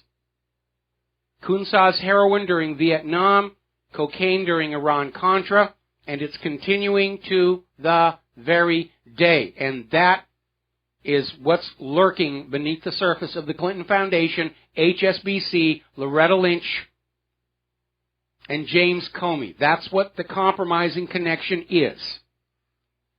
And you need to understand what's really going on out there. All right, take a phone call. Jasper in Atlanta. Aloha. Welcome to the show. What's on your mind? Hey, how are you doing today, Mike? I'm a first-time caller. I'm glad about all the things you do. You're doing a wonderful job. I appreciate you keeping us informed. Thank you. What you do. I just want to talk about Hillary Clinton. It's really kind of hard to kind of get to I guess they say African-American people to understand that, a lot of the things that the Clintons did back in the day with the crime bill, it's put a lot of our fathers out the home. And I had my father, he was in the military. And if I didn't have my father, I don't know, what I would do. So a lot of these kids that are growing up, they don't have fathers. It's because of the destroying of the family, per se. And it's really hit our community really, really hard. And to have Hillary Clinton kind of not talk about that in the election, and it really kind of, says a lot, to me and what I probably can't do. And it still seems like a lot of us don't understand that, Hillary Clinton is not the person to go for, and that we need to kind of reevaluate, politics all over the spectrum. And I kind of mumbling here, but Hillary is just not the choice, and there's so much scandals, and I just really don't know how to talk to my people to make them understand that, because what you say is very understanding, And a lot of the time, it's just a lot of the mind control, and it goes back to just who you want to be, and you don't know who you are. Like, bingo. So you want to, you know, and so, like I say, like, you know, in the crime bill, like they introduced crack into the California and Watts community, and Nixon came out on record and said that was a actual plan to destruct the black family. And, you know, it's not a race thing, but I do see there's a lot of points that, you know, was introduced just by the government.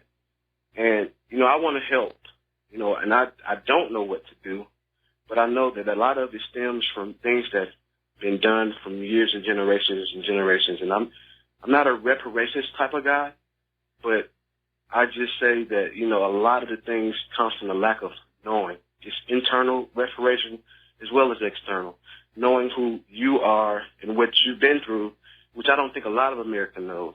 And I think that storyline is not being told, and I think Obama doesn't even mention that.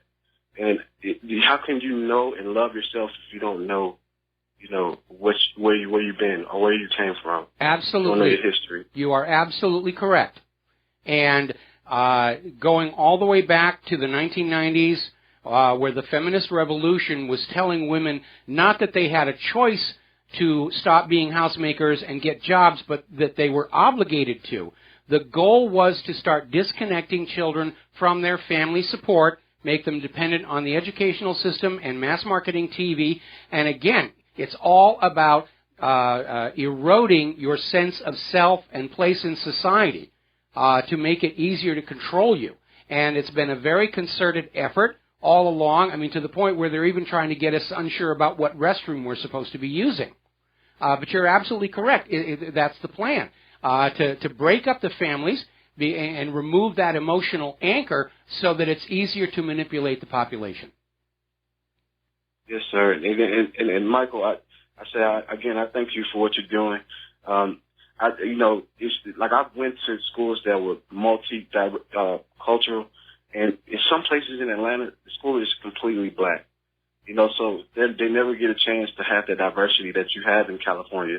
Like I said, I was in the military, so they don't understand that it's a lot of different people and different views out here, and so everybody here they wants to be, you know, what they see as far as getting money, so they want to sell drugs and all this stuff. That's proliferation through the mass media and the music, and me, I just don't know what to do in order to kind of change this mass, you know, deception, because I see all races talking about all of our problems, even the black issues, and that to me is, you know, feeling good to my heart, because you have everybody coming out, and sometimes you have their own people arguing against their own prosperity. I just don't understand. Well, we've lost the idea of meritocracy. And we've created a culture in which people's advancement and position of life is usually dominated by political connection. And the reason for that is simply the permanent ruling class understands they got lucky to be born into a family with money and power. They're not ready to compete. And so meritocracy gets erased. And we saw it all across Europe leading up to the opening of the New World. And we started wanting to label people and convince them that if they joined a certain political group or a certain action group or were a certain minority, that they would just get things for free. And it's not only undermined the idea of rewarding and encouraging achievement, it's actually increased the hostility and friction between various cultures. And I'll tell you even something even worse than that. When affirmative action came along and mandated equality of outcome based on skin color, there were a lot of, well, to pick one group, black people, who had actually gone out and accomplished wonderful things. And then all of a sudden they're dealing with a society saying, oh, well, you're in your position only because of affirmative action. They just gave it to you. And it undermined the whole point of these people working to be where they were. It was a horrible insult and a slap in the face. And it's very dispiriting to the population when they start constantly getting that message. It doesn't matter what you do, doesn't matter how hard you work, your advancement through society is going to be because of the patronage of some political person above you. Anyway, listen, we've got to take a moment to welcome back our on-air affiliates. We're talking about a variety of subjects, Hillary, and the last hour wrap-up. Jasper, I'm going to let you go here. Thank you very much for the phone call. We're going to switch over to Mark in North Carolina. Mark, aloha. Welcome to the show. What's on your mind? Hey, two things. One is, I don't know if you remember, at the end of the Watergate, all of the Watergate thing, just about the end of it, Slick Willie's term as president, Robert Ray was asked, who took over for Ken Starr, he was asked whether they could indict Hillary. And he said, yeah, we got enough for indictment, but I don't think I could get a conviction in Washington, D.C. because of the, basically he was saying probably because mostly black people wouldn't vote against. That was a cop-out. First of all, you go what you go. God, anyway, you try to indict. If you got enough to indict her, and if she's acquitted, that's one thing. But now you got everything up front. She'd have never been elected senator from New York had she been indicted. And now we're seeing a lot of the same thing. And that's one thing I wanted to ask you, too, about with Coney, about HSBC Bank. Yes. What was his position? And I don't know if you know, I guess you know about Gary Webb, of course. And, oh, yeah, I remember Gary Webb's book here. Well, according to Dave Hodges, Comey was actually a member of the board on HSBC over in Britain, and he was on that board during the time when all of this money laundering was going on down. And according to Dave's FBI inside source, there is no way that Comey didn't know that this stuff was going on down at the time. Now, we know HSBC is tangled up with the Clinton Foundation to the tune of at least $81 million. Again, the reason we're not seeing America's political elite exposed on those Panama Papers is because they had their own system set up here in the United States of America. And again, going back to what Deep Throat told Bob Woodward during the Watergate scandal, follow the money. Follow where the money goes, and you'll find the heart of the matter. Let's also not forget, Arkansas, where the Bushes and the Clintons, where they don't collide, where they cooperate with each other. And I think we're seeing, basically, this is why these two criminal families today, the establishment wanted Clinton versus Bush again. Thank God Donald Trump interfered, and they didn't get their way, at least as far as that goes. Well, I wouldn't be too sure just yet, because I think at the GOP convention they're going to try and find some way to change the rules to vote Trump out and put in another one of these insiders like Jeb Bush and somebody that Hillary can just steamroller over, because we're still hearing that Hillary is sending out the message. If she's not made the President of the United States of America, she's going to start ruining careers and possibly bring down the government itself, and she has all the dirt to do it with. Well, if the Republicans do something like that, I think that's going to be the end of the Republican Party, period. I don't mean just they're going to lose elections.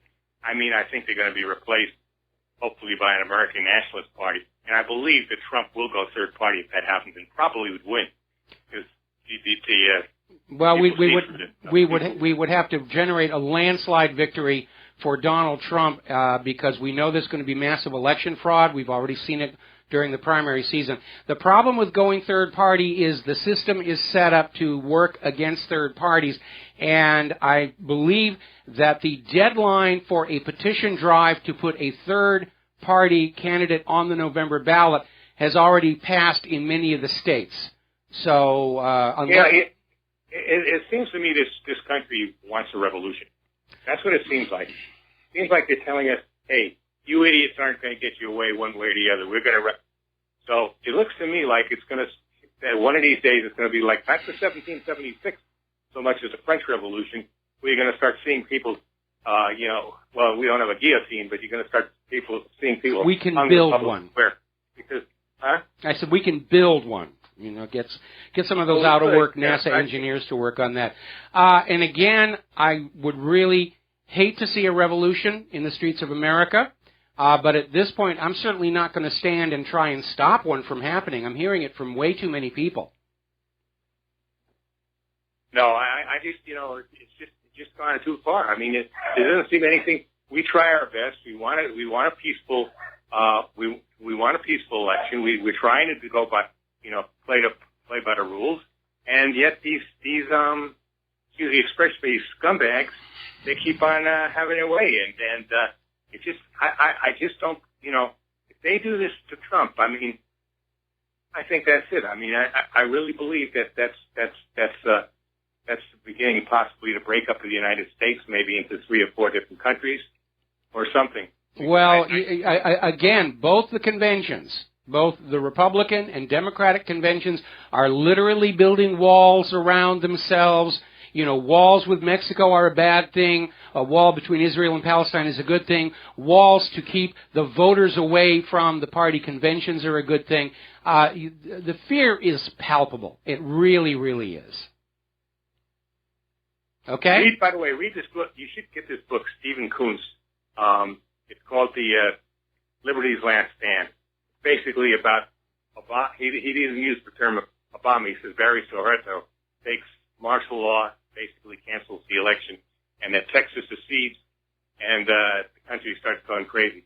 And I think that's what's going to happen if something like this happens. You're going to start seeing secession. I'll take a look at that. I'll take a look at that. And before I let you go, though, there's a confirmation because we just put up this story that came out of governmentslaves.info where apparently Texas Governor Greg Abbott is calling for an Article 5 convention of the states to basically go on in and say we need to make some changes to that Constitution to get that federal government under control.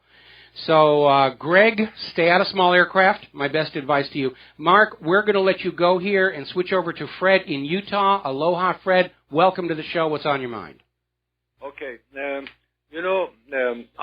want to say that I'm looking at the whole thing going on this year with a former chess instructor. And it's very amazingly how sophisticated at the same time is simple. So with that saying, I want to say that I'm going to go back to impeachment of the Bill Clinton. As you know, the impeachment of Bill Clinton, this is I'm sharing with the younger people, was not about that he had a relationship with Monica Lewinsky. It was because under oath, he lied that I did not have sex with that woman. Yes. And in 60 Minutes, even I remember that both husband and wife, Hillary Clinton and Bill Clinton, they sat there and they really trashed that young woman. Yes. And so knowing that both of them, they knew about his problem in Arkansas, etc.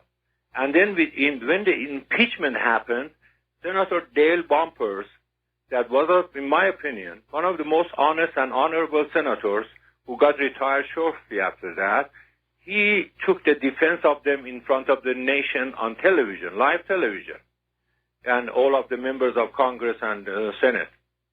So he did not say he is innocent. He said that he has suffered, his family has suffered, so he asked from the nation and the senators and congressmen forgiveness. And also because of the international bad picture that he will create, so he asked for forgiveness. And now in national public radio, I'll always have heard many times in the last year when they mention about Hillary Clinton or Bill Clinton, they said Bill Clinton was not indicted. He was forgiven. That doesn't mean he was innocent. Well, wait a minute. That young woman showed that he was guilty of doing something so immoral inside the White House. Okay, Fred, let me insert here. Okay, Bill Clinton was not indicted. He was impeached, and the impeachment did pass.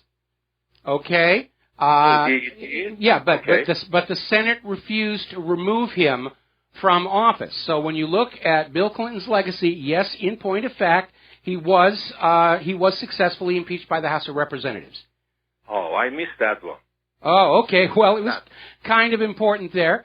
Anyway, listen, we're going to let you... But I'm just saying that man, Dale Bumpers, begged the nation to forgive him, and he resigned after that. And so I'm just saying that the fact that National Public Radio, which is publicly supported both by Republican people and, like myself, independent and Democrats, they have been advertising for Hillary Clinton more than a year. And people like Bill Gates, they are giving donation to that station. They take also tax break. Yes. So this is not at all proportional.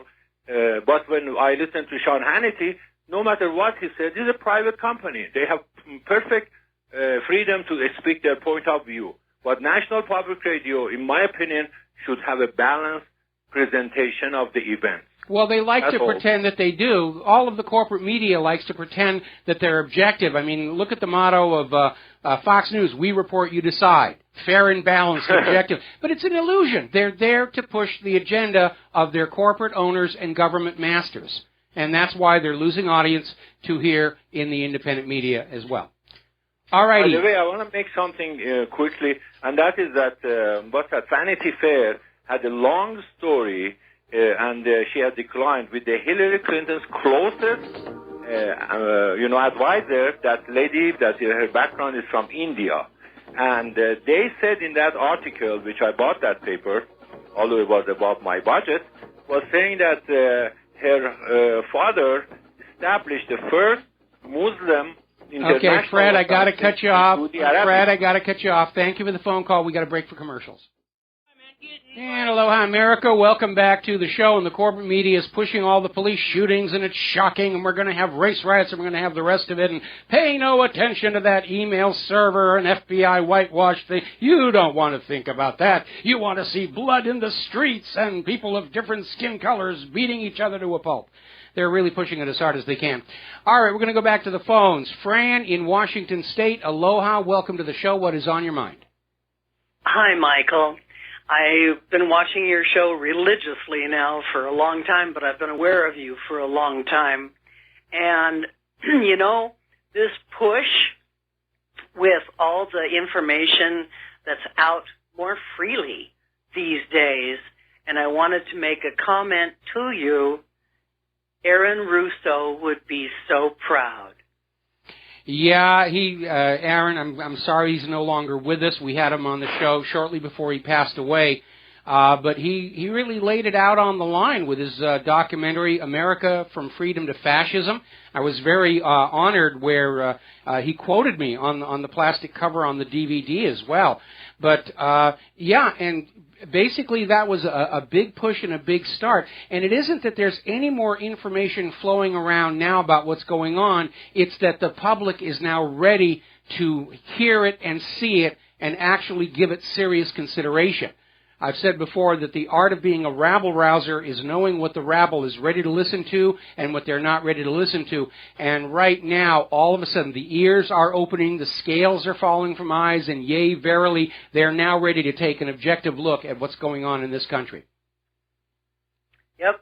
Chaos comes before change. I'm a little afraid of the chaos. I'm just hoping that we can band together and affect the change we all want to see. Thanks, my dear. I'll let you go. I'll keep watching and listening. Thank you. Bye-bye. Thank you very much, Fran here, and we're going to switch over to Scott in Washington State. Aloha, Scott. Welcome to the show. What's on your mind? Aloha, Mike.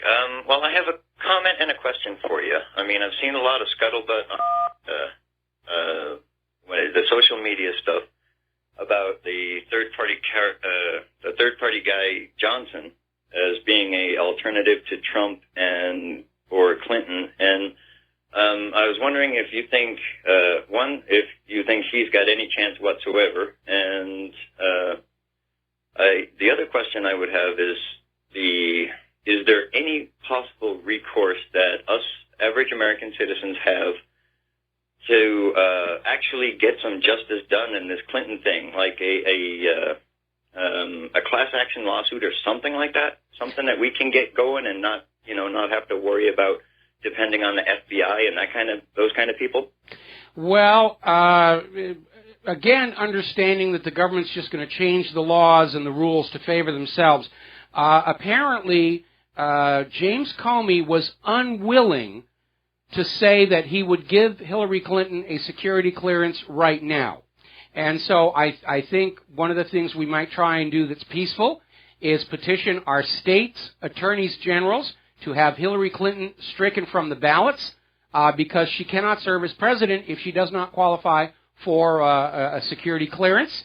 There's also the issue of the election fraud. We got to keep pushing on that and try and bring it down. Now, as far as Trump having a chance in a nation with an unbiased media and fair elections, there's no question Trump would be, the runaway favorite because everybody is sick and tired of politics. Trump. The other gentleman. Johnson? No. I guess his name is Gary Johnson. Yeah, no, he's a footnote. Obviously, Hillary would like Trump's supporters to vote for Gary Johnson, and obviously Trump would like Hillary's supporters to vote for Johnson, but he's not a significant player. So this is going to be, it's going to be Hillary. I heard a lot of scuttlebutt over the social media, and I was just concerned about, is there going to be a division again from the Democrats to try and divvy up all the different Republican votes on the situation? Well, Hillary's got a real problem on her hands because something like 1/3 of the Bernie Sanders supporters are already saying in polls they're going to switch over to the GOP candidate, whoever that is. They are not going to vote for Hillary after what she did to Bernie Sanders. And again, we've got that poll. 1/3 of registered Democrats think she ought to be charged under Title 18. Yeah. All right, thank you for the phone call. We got to let you go and take a break for commercials. We'll be right back. Aloha, America. Welcome back to our show here, and we're going to go right to the phones. Bill in Massachusetts. Aloha. Welcome to the show. What's on your mind? Good afternoon, Michael. So what's Can you hear me? Yes, you're on the air. What's on your mind?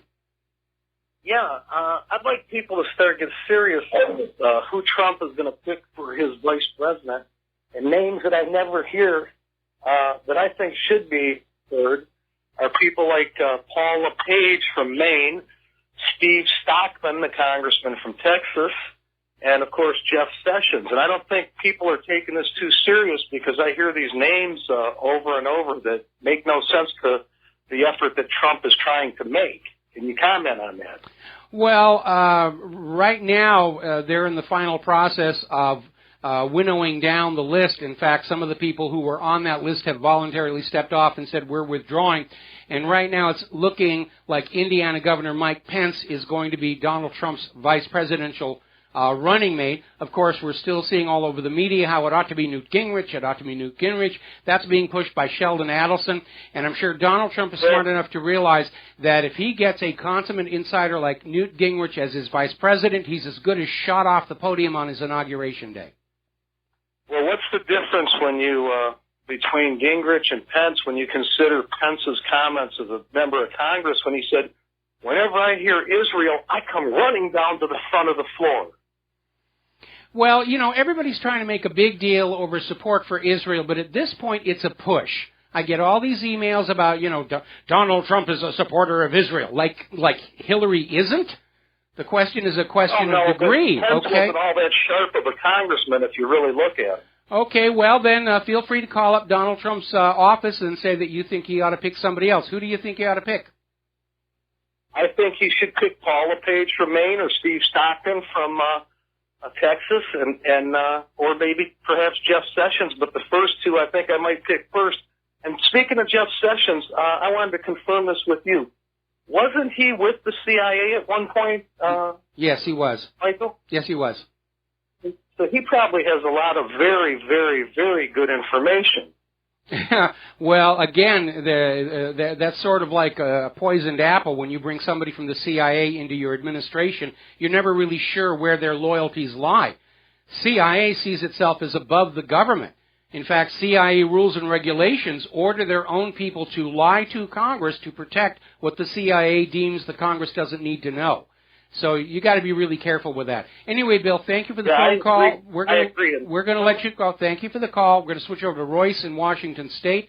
Aloha, Royce. Welcome to the show. What's on your mind? Yes. It has to deal with race, and I remember that young man who called in from Atlanta, and he was wondering what to do. I would like to mention a book I heard on another program about, I believe the young man who wrote the book, it's Black Lives Matter. and his name is Tory Stark, and you can get the book at Amazon. And it shows how people like Jesse Jackson and Farrakhan and others have used the race and used it to make money and used the black people how to promote race for money. Yeah, for them. absolutely. You're absolutely right. Well, thank you very much for the information there. Now, I like a lot of people, find the slogan Black Lives Matter to be racist in and of itself, because it's implying that black lives are somehow more important than pink lives or green lives or peach or taupe or mauve lives. And I think, to be fair, we ought to say all lives matter. But obviously this Black Lives Matter movement is all about fanning up racial tension for political gain by the ruling class. Alrighty, so phone lines are clear here. Chipotle's stock is down. They've been hit with yet another claim of E. coli poisoning. Isn't it funny how before Chipotle's declared they were going to have a GMO-free menu, these things didn't happen. And now, ever since they went GMO-free, they're having all of these horrible accidents of E. coli contamination. You'd almost think it was deliberate, wouldn't you?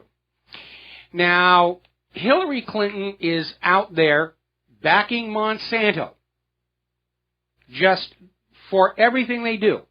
The GMO industry, she's out there saying, yes, you've got to be pro-GMO. If you're anti-GMO, then you're pro-global warming. I mean, they're trying to, bring all the jingoism together here.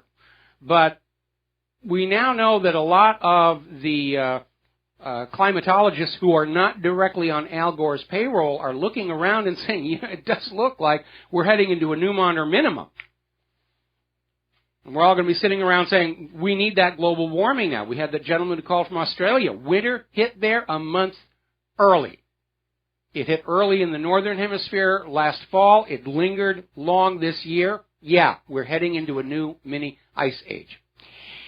Now, there's an article over at Ars Technica, and they're talking about the Juno probe at Jupiter, which has successfully done its gravitational braking. It's in a polar orbit. We're expecting all kinds of wonderful things to come on down from that satellite. And Obama is out there talking about how he's revitalized America's space program. And in point of fact, no, he hasn't, because with the completion of the Juno mission, there's nothing in the pipeline, hardly anything. It's a huge void out there. We should have had a freight train of probes going to the other planets like we did back in the 1970s and 1980s. It's not there, because Obama is spending our tax dollars on drones and war and not on science. Now, Russia's got a different idea, of course, and they have recently upgraded their Soyuz spacecraft, and they just launched 3 astronauts to the ISS. And this is first-time astronauts Kathleen Rubins of NASA and Takuya Onisha of the Japanese Space Agency. They're going to be spending 4 months at the ISS with Russian cosmonaut Anatoly Ivanishin. And apparently the mission was a success. All right, so boy, oh boy, they are really fanning up this race issue. Hackney just came out with a comment, we're tolerating this execution of African-American men and boys. It's like lynching was tolerated once. Forgetting that, at least in the case of this one gentleman, Alton, he's got a huge, long police record. What we should be talking about is how many Americans are wrongfully killed by the police. But the Black Lives Matter are pushing an agenda of racial discord. They don't want you to hear about white people or Chinese people or anybody else being killed by the police. It's all about them. It's all about them being the victim class. And it's for political gain. And the media is falling for it. They're going into this thing, email server? Was there something about the email server? Comey, he talked to Congress when? When did that happen? I have no idea. Again, if you've never seen it, find that movie, Wag the Dog. You will love it. Okay. Now, William Binney, who was with the National Security Agency for 36 years, was regarded as a legend. actually designed much of the NSA's IT infrastructure, has gone public, saying that FBI Director Comey was absolutely flat out wrong, saying that Hillary's crimes on the server are not as bad as former CIA Director Petraeus sharing classified documents with his lover. And Binney is saying that's complete and absolute nonsense, because Petraeus' laptop was available only to him and his lover. It wasn't on an open network. And the Clinton emails damaged U.S. national security much more than Manning, Assange, or any other whistleblower, because it was on a server with weaker security than Gmail, weaker security than Ashley Madison website. And remember, Guccifer said that when he was inside Hillary's email server, he saw at least 10 foreign IPs logged in, prowling around inside Hillary's email server. And again, FBI Director Comey has made a mockery of the FBI and the justice system. And he's still out there saying we've got to prove that there was evil intent. We've got to prove Hillary meant to do wrong. No, that is not required under Title 18. Title 18 makes it very clear. Exposure of the nation's secrets through negligence, recklessness, carelessness, those are prosecutable as felonies. And we have that one email where Hillary told Jacob Sullivan to remove the classification markings from a document, to send it non-secure. That's a violation, felony violation of Title 18, Section 793. It was an overt act on her part that put a classified document in a position of risk. Okay, we're going to take a phone call. Alex in Florida, aloha. Welcome to the show. What's on your mind? Not much, Mike. Do we have any recourse for the FBI's decision at all? Is there anything we're going to be able to do to prove that the intent didn't matter and that there was intent? Well, even if it does matter? Well, what you can all do is you can call your various local talk radio shows, TV talk shows, anywhere you can get social media, and just say, FBI Director Comey is either ignorant of Title 18 or he's just hoping that you are, because criminal intent is not required. Just get that out there. I mean, the public is clearly feeding on the anger. You know, there's that petition at the White House petition website. Took 2 days to hit the 100,000 goal, and it's still climbing. People are signing it even though the petition is over the threshold. Other petitions are appearing all over the place. They're going to be having protests on the 16th.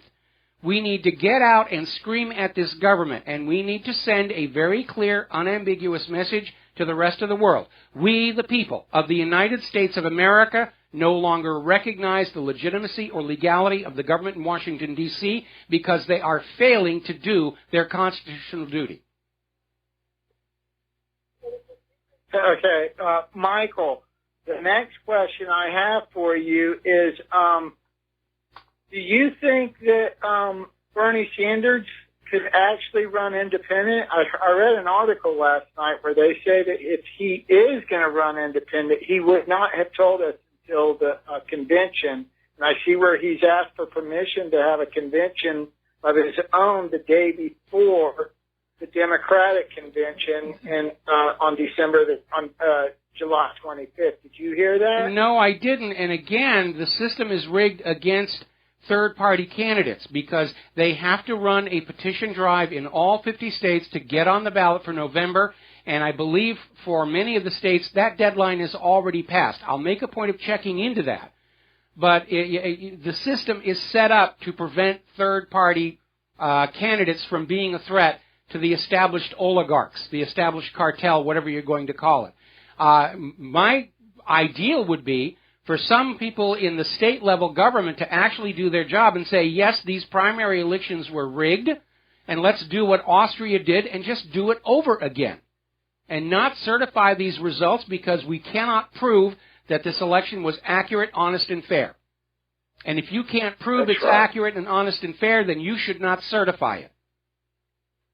Yeah. What I think they're doing Michael, I think that they're trying to get through the convention with Hillary as the nominee, and whoever her vice president choice is going to be. I guess that lady that sold out to us all, I forget her name, Elizabeth Warren. Yes. And then they're going to indict Hillary, making Elizabeth Warren the presidential candidate. No, they're not. Over, no, they're not. Sanders. No, they're not. No, they're not. Hillary has got the goods on everybody in Washington, D.C. She knows where all the bodies are buried. She knows how they got to be dead bodies. She's got all the compromising information for the top political leaders, top media leaders, through that foundation and everything else that's been going on through HSBC. She wants to be the first president of the United States, and nothing is going to get in her way. And no, if there was going to be an indictment, it would have happened by now, because then the Democrats would have time to go into the convention and come up with a new credible candidate. So no, they're not going to indict once the convention officially crowns Empress Hillary I. Wow, what a shame. I can't believe what we've become. It is a pathetic shame. And I will say, shame on anyone that votes for freaking Hillary Clinton. That's shame. Well, again, looking at how few people are showing up at her rallies,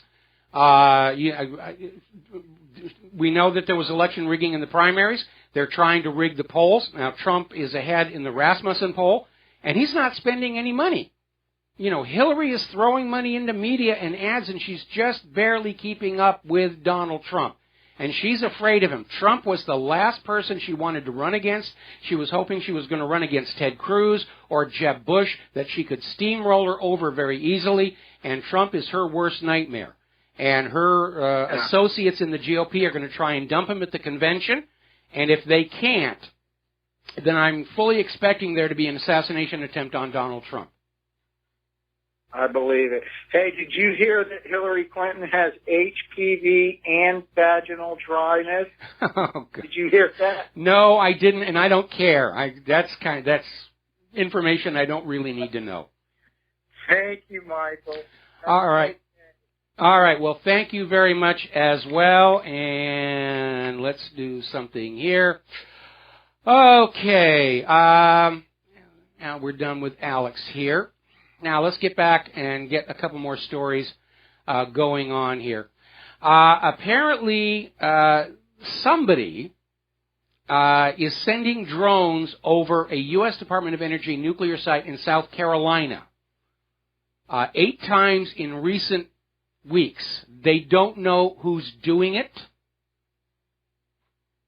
And we need to remember how eager the U.S. government is to get a war going with Russia, with China, with anybody, because they think if they can get a nice bloody war going, that we're going to forget all about the crimes and the corruptions and the bribery and the rest of it, and we're going to throw a snappy salute at the American flag and fling our babies onto the designated enemy's bayonets. They really desperately need a war, because historically the American people don't change their government during wartime. We may be breaking that precedent as well. And there is that other issue behind it all. Which brand of ink and paper the world will use for the next 100 years? And that is the big prize right there. We got to take a break for a commercial. Last segment of our program after these few words. And aloha, America. Welcome back to our show. Last segment of our program on this Thursday. And continuing the proud tradition of the elites of the world being above the law, the International Criminal Court has just announced they will not investigate or try Tony Blair for the war in Iraq, but by golly, they're probably going to be holding some of those lower-level foot soldiers to account for their war crimes.